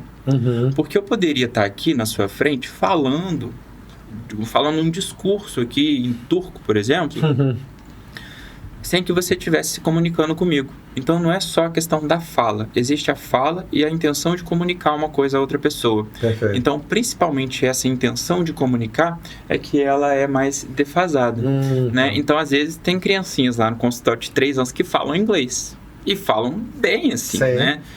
Consome material em inglês do seu interesse, mas esse Ela inglês... não quer comunicar com você. Não, ela e tá se só... você, mesmo que você fale inglês com ela, elas não falam com você. Às vezes, ou contam, né? 1, 2, 3, aí vão contando, assim.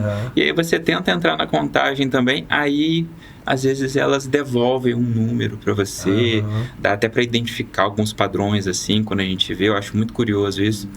Mas não tem o intuito de se comunicar, sabe? Sim. Então isso é uma coisa muito centralizada, assim, dentro do autismo, e que com fono, né, muitas vezes a gente consegue estar ali mitigando esse prejuízo. E aumentar essa troca de alguma maneira, é isso? Aumenta. O objetivo do tratamento é justamente esse. Tá. E muitas vezes a gente consegue. Vai liberando a comunicação, né? E para a criança que você já esgotou todos os recursos e, de fato, é uma criança não verbal, você tem alguns meios de comunicação alternativa que também, quando a fono verifica que, né, que já não tem mais, ela começa a investir nessa outra linha de comunicação, que tem um tipo de terapia. Corpo, talvez linguagem corporal.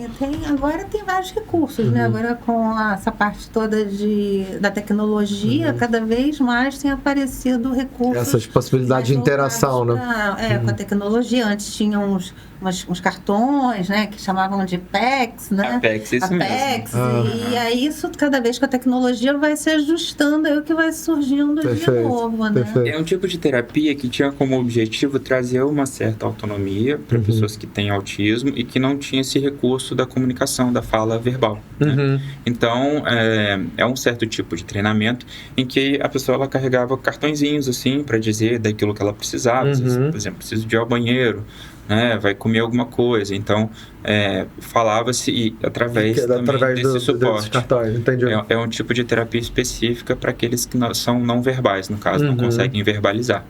E tem coisas assim que...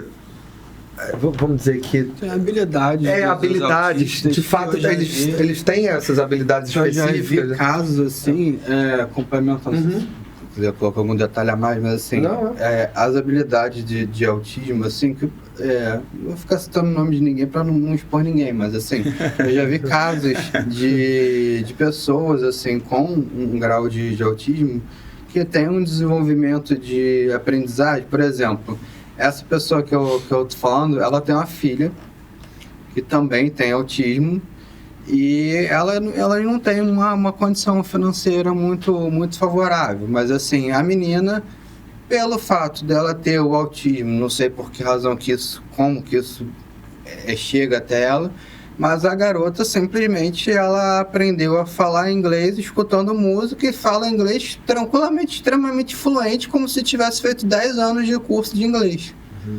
E a mãe dela, tipo assim, nunca fez curso de nada e aí se ela começar a cantar, ela começa a falar através do canto, o inglês, entendeu?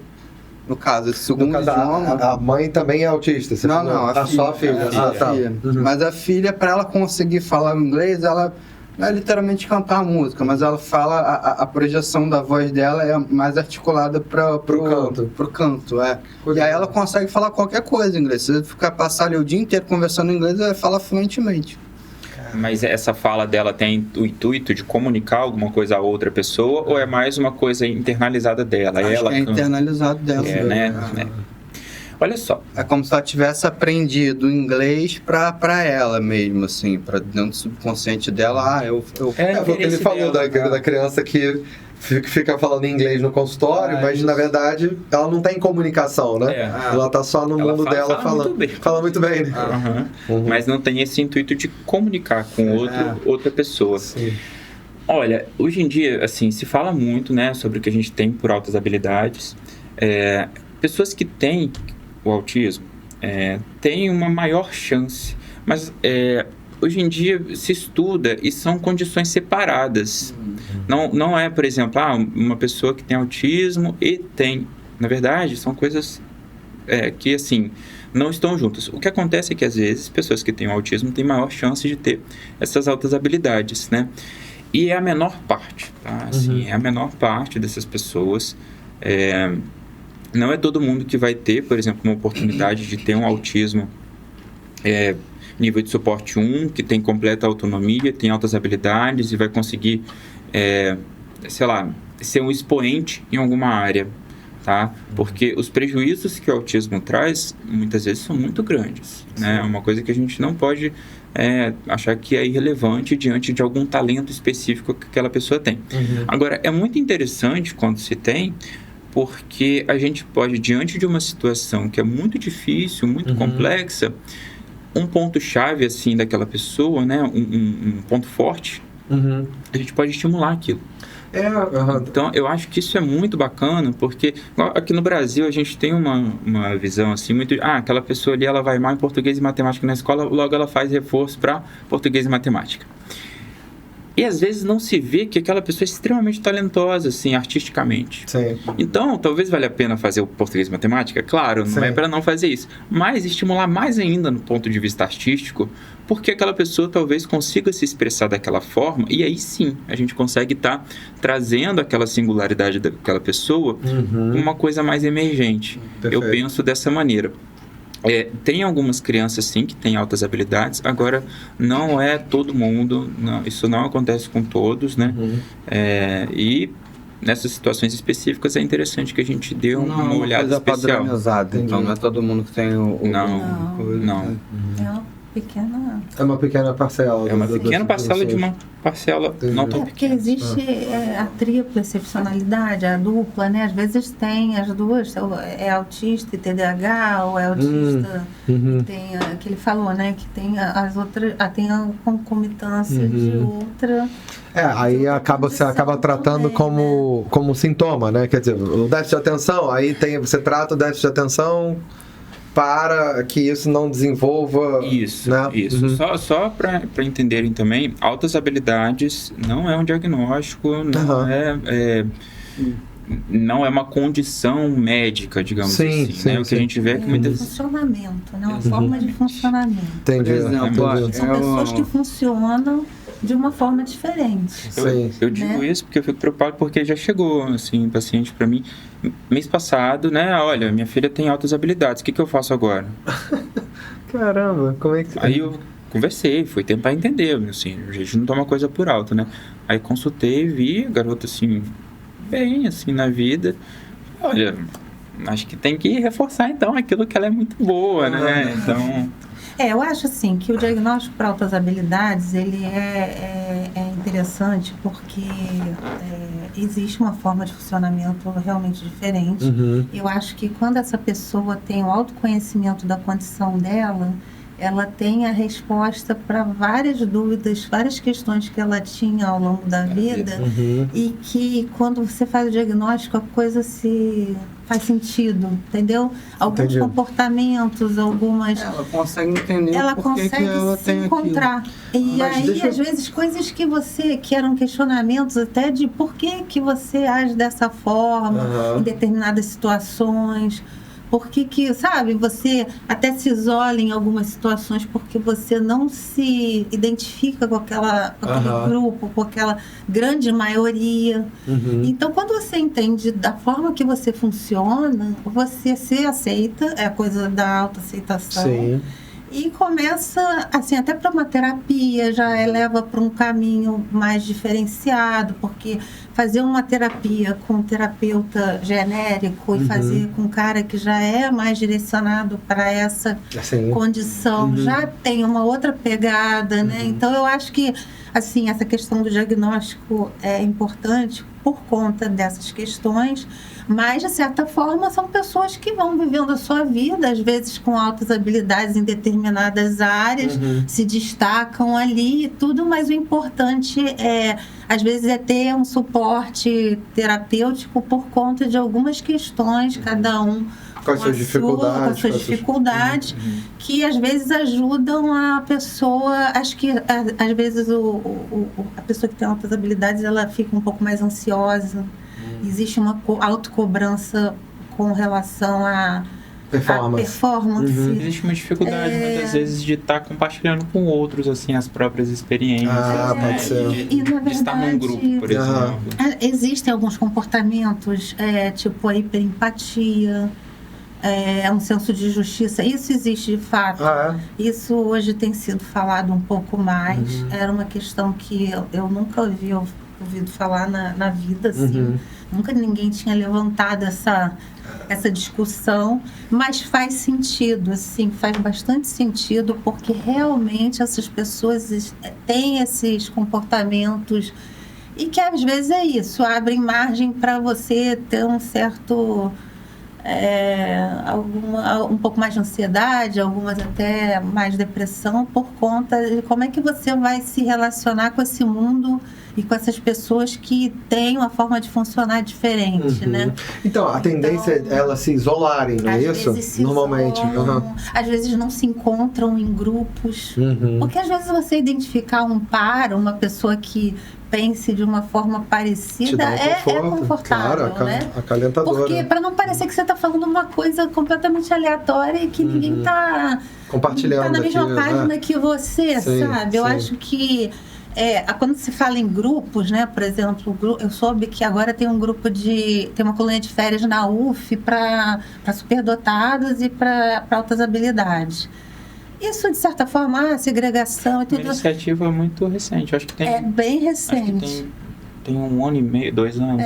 E eu achei sensacional, porque na verdade não é questão de segregação. Eu acho que às vezes é importante você estar num grupo seus pares, que você se sinta mais acolhido, mais confortável, mais autêntico, você poder tocar em certos assuntos que num grupo geral talvez você não se sinta à vontade para falar, mas também ter ali a aceitação da comunidade em geral, né? Eu acho que também, em contrapartida, as pessoas que não são neurodivergentes, né? Os neurotípicos, né? Que é o que a nomenclatura, eu não sei se mudou, mas precisam ter um olhar mais acolhedor, mais inclusivo para essas pessoas. Sim. Porque hoje, a última estatística que saiu foi que seria 1 a cada 31.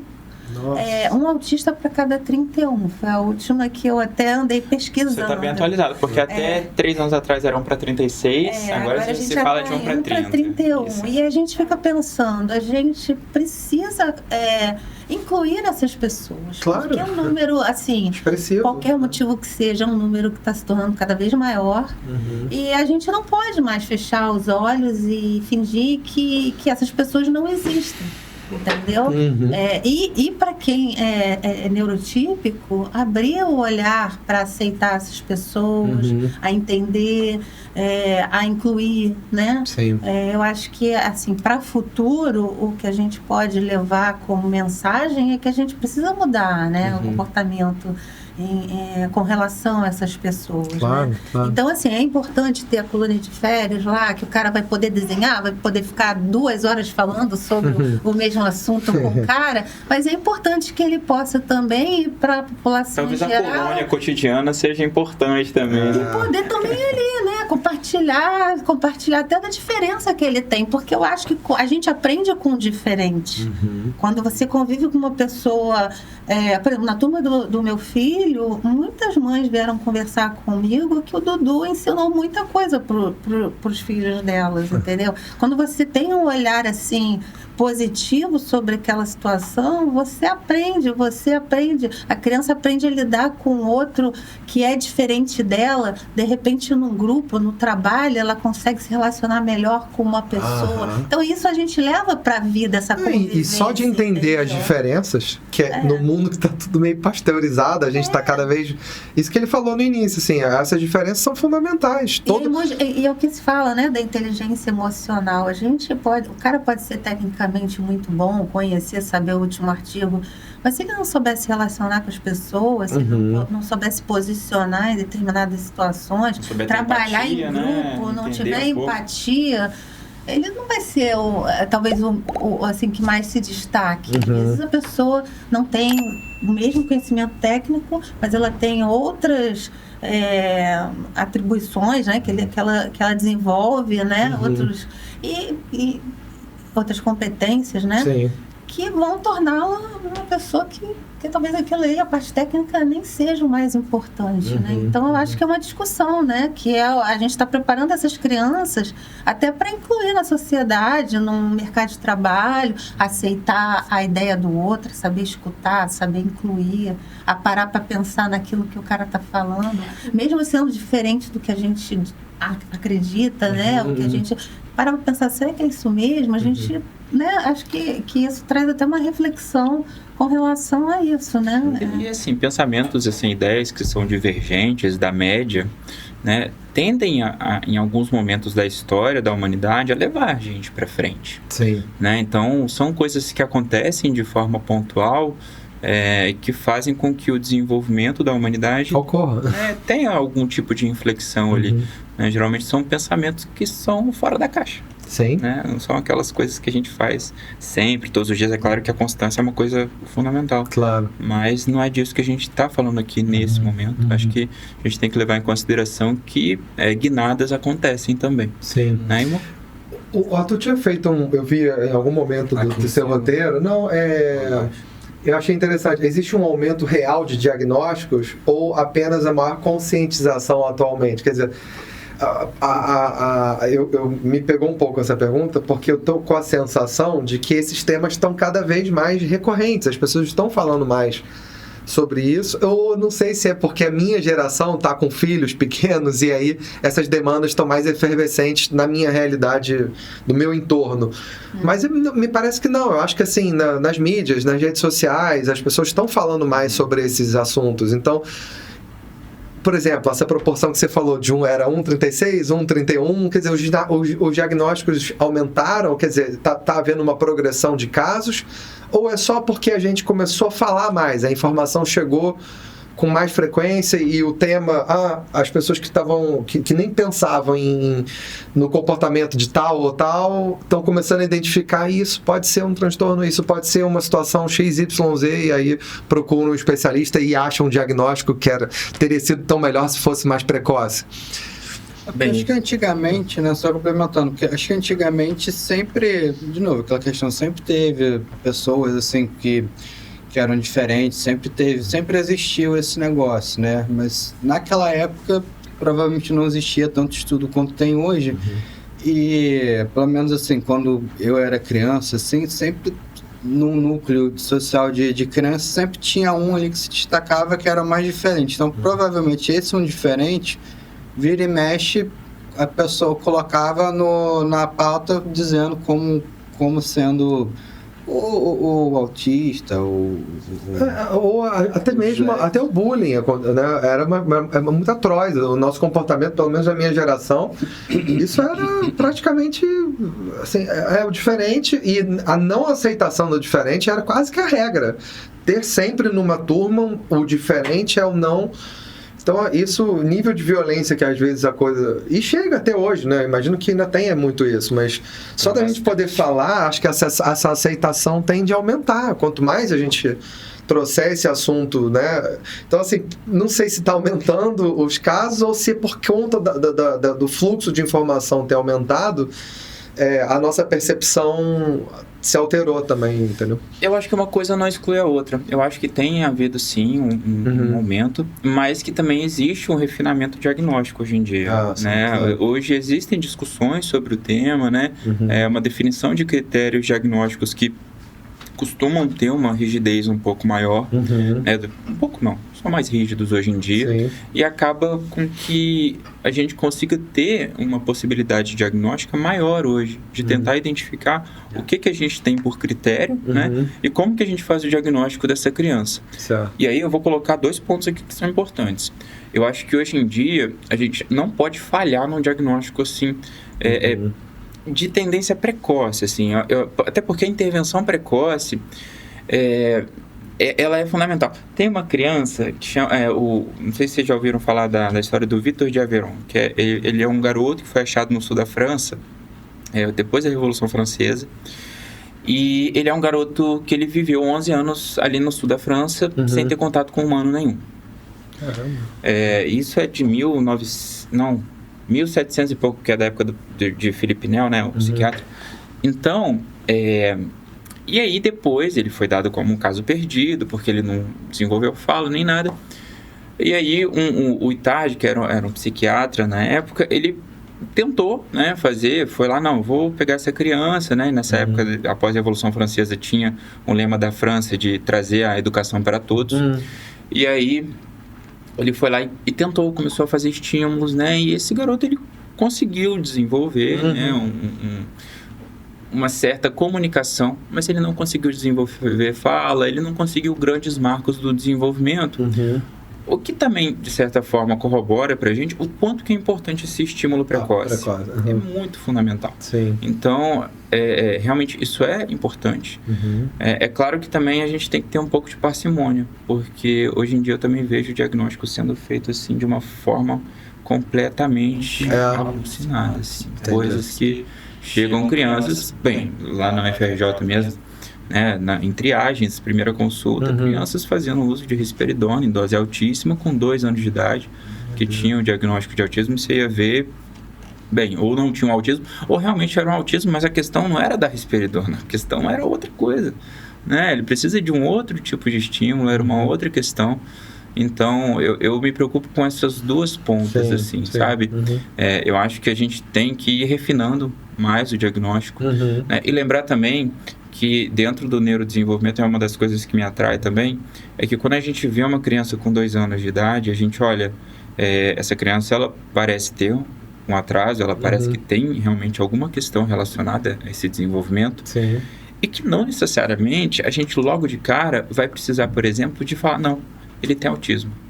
Porque existe um acesso a direitos, né, que essa condição ela traz, que é muito importante, eu acho que é fundamental, mas ela também traz um peso grande muitas vezes. Então eu acho que é importante a gente estar levando isso em consideração, porque é uma coisa que me assusta hoje, né?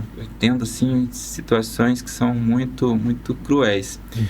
E você dizer para aquela família que, olha, pode ser, vamos acompanhar, mas esse acompanhar não é não fazer nada, né? Você não precisa de dar um nome, dar um diagnóstico necessariamente para tratar.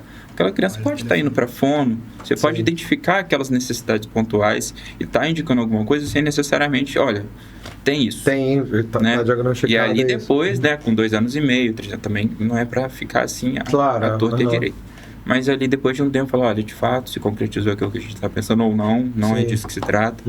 Então, hoje em dia, respondendo, né, a questão, existe um aumento, mas também existe um aumento, sim, uma possibilidade maior diagnóstica. Entendi.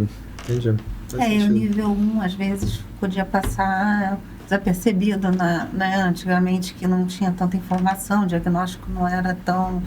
não era pensado, né? Às vezes, porque o médico, para fazer o diagnóstico, ele tem que pensar nessa possibilidade, né? E hoje está mais presente até para o próprio pediatra, né? Antigamente fazia menos o diagnóstico, agora eles já estão mais atentos. Eu acho que com o tempo mudou também a cultura, né? E aí as pessoas já pensam mais no diagnóstico. Né? Fora que muitas crianças que tinham necessidades especiais, né?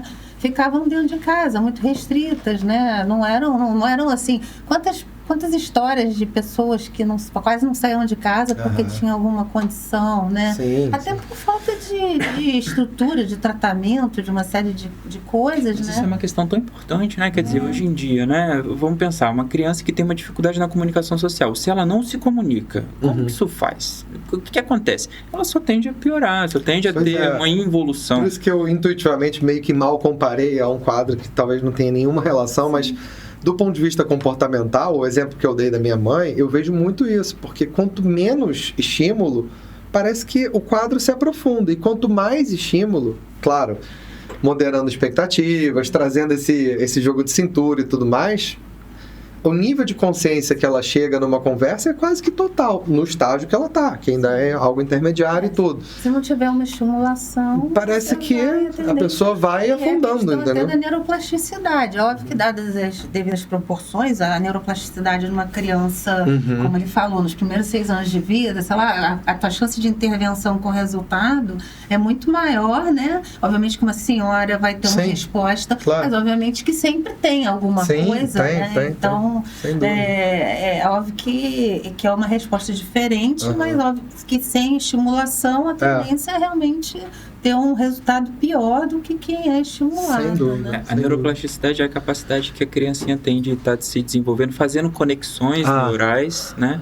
Para estar atingindo um certo marco do desenvolvimento. E que costuma ser muito maior nos primeiros anos de vida do que... Daí porque a resposta, quando você intervém logo no de início, cara, é melhor. ela preservar Além disso, esse existe traço. uma condição biológica, neurobiológica ali envolvida, além da questão de você não perder tempo, né? Entendi. É o melhor momento e você não está perdendo tempo. Um tempo precioso, né, de intervenção, entendi. Por exemplo, um pouco agora, uma dúvida para a gente tentar entender, assim, quando a gente fala de hiperfoco e de habilidades, assim, né, por exemplo, eu me pego em várias situações onde eu, o Moraldo até fica me zoando até lá em casa, assim, em várias situações nas quais eu tô, tipo, vários momentos eu tô com a televisão ligada, eu tô assistindo podcast. Em paralelo, eu tô vendo um outro vídeo ao mesmo tempo no YouTube pelo telefone e tô lendo uma história em quadrinho. Aí ela tá lá em casa e fala, gente, mas é humanamente impossível você tá com tudo isso conectado e tá conseguindo entender o que tá escrito no que você tá lendo. Você não tá prestando atenção em nada, na verdade, né? Eu falei, pô, tô prestando atenção sim, você quer ver? Eu te falo, a história tá falando isso daqui, o podcast tá no momento, ele tá falando de uma determinada coisa sobre um lançamento de um filme XYZ e aqui ele tá me dando notícia sobre o lançamento de um videogame que vai sair em dezembro.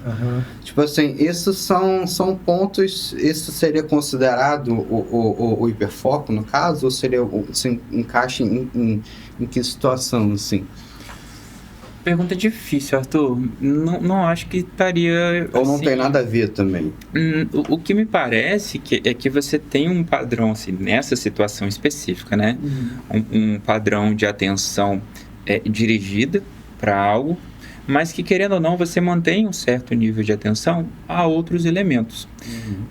Dificilmente você vai, pelo menos não é assim que funciona de maneira geral, vai ter uma atenção completamente plena em algo e vai lembrar de tudo. Muito provavelmente você consegue pegar o tema do podcast, o momento, né, que você estava falando ali, algum tema relacionado àquele momento do podcast, mas a ideia completa daquilo que foi falado, se você estiver prestando atenção em algo, eu acho difícil. Ou você consegue fazer isso? Ou nada além do que uma mulher que trabalha fora, trabalha em casa, cuida do filho, vê TV e dá... Tem situações em que pessoas conseguem, de fato, estar dividindo, né, essa quando atenção. A gente fala assim no hiperfoco, me vem à mente, tipo assim, geralmente uma pessoa que esteja... propriamente ela está extremamente focada num exercício, uma atividade de academia, por exemplo. Só que aí, em contraponto, aquilo que ela, ela não quer nem saber, que ela não liga, que ela não gosta, que não tem interesse, aquela questão por exemplo, eu desde criança sempre detestei qualquer coisa relacionada a cálculo, matemática e nunca fiz, até hoje nem faço a menor questão de lidar com isso, nem de aprender, porque não me interessa. E, assim, houveram situações no cotidiano que mesmo as pessoas tentando me ensinar, falar, trabalhar com a parte numérica da coisa, eu falei, tá, é melhor fingir de fazer de conta que eu entendi do que eu falar que entendi, senão essa coisa vai ficar se prolongando e não vai chegar a lugar nenhum, entendeu? Porque realmente é uma coisa que eu não entendo, né? Primeiro porque eu não gosto, segundo porque realmente eu tenho uma dificuldade mesmo muito grande de conseguir. Já em contraponto, assim, aquele exemplo que você deu da parte artística, por exemplo, já é uma coisa que eu já consigo ficar mais você tem mais interesse naquilo, E talvez tenha mais facilidade também, de ser uma mente mais criativa. E às vezes é isso, a mente é criativa, você quer colocar num padrão que não é cartesiano, isso. Cartesiano não vai conseguir jamais. Né?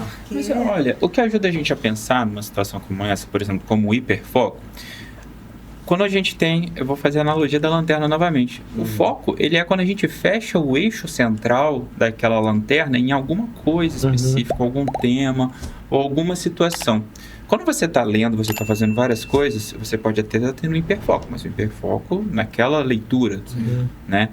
Você tende a negligenciar o entorno, na verdade, né? Você existe tá só um apagamento da região.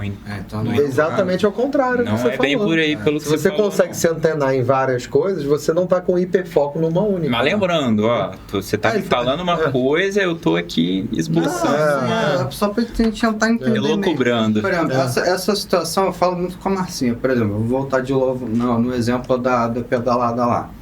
E aí eu coloco de novo lá o pré-treino, sem a cafeína. Todavia, o que acontece? Se eu pedalar sem o pré-treino, se eu pedalar sem nada, eu sou uma pessoa completamente diferente. Aí gera uma dispersão realmente, mas assim, independentemente do pré-treino ter a cafeína ou não, ele tem os outros componentes ali que eu já falei isso até com a Márcia. Eu falei, cara, tem uma hora que o pré-treino ele bate, que a aula é muito curta, né? Menos de uma hora, são 45 minutos só. Então, assim, tem uma hora que o pré-treino ele bate e simplesmente tudo que tá ao meu redor ali, as coisas começam vão se apagando, assim, tipo, a pessoa que tá aqui se apaga, outro que tá aqui se apaga, e automaticamente a luz fica literalmente só no professor, entre eu e o que tá aqui ao meu redor, até eventualmente até a própria música mesmo, acaba que some, assim, eu fico só no movimento, no contato visual, entendeu? Isso seria então o tal do hiperfoco, né? Isso se aproxima mais do que a gente tem por definição. Só para incluir, a gente já tá, até não quero tomar muito mais o tempo de vocês, a dislexia entra nesse... Isso é só ou é outra coisa que não tem nada a ver com a parte comportamental. Não, a dislexia é uma condição relacionada a um transtorno do aprendizado que tem uma base neurobiológica também. Agora está muito mais relacionado à questão do aprendizado. Muitas vezes quem tem dislexia, né, acaba sendo associado com o TDAH também. O TDAH e a dislexia é uma condição bastante frequente, né? Sim. De estarem associadas. Muitas vezes estão associadas, mas são coisas distintas, são coisas diferentes, tá? Tá legal. Bom, gente, eu acho que é isso. A gente não queria também prorrogar muito mais, acho que vocês já deram um esclarecimento. Você quer fazer alguma pergunta, Márcia, específica, alguma coisa assim da sua vivência, da sua praxis, aproveitando aí a expertise dele? Algum exemplo de alguma coisa que você queira acrescentar? Expertise aqui foi. Mas não sei, algo que você queira acrescentar, pode ficar inteiramente à vontade. Não, eu acho que foi muito boa a discussão, né? A conversa, acho que esclareceu, eu tirei muitas dúvidas também.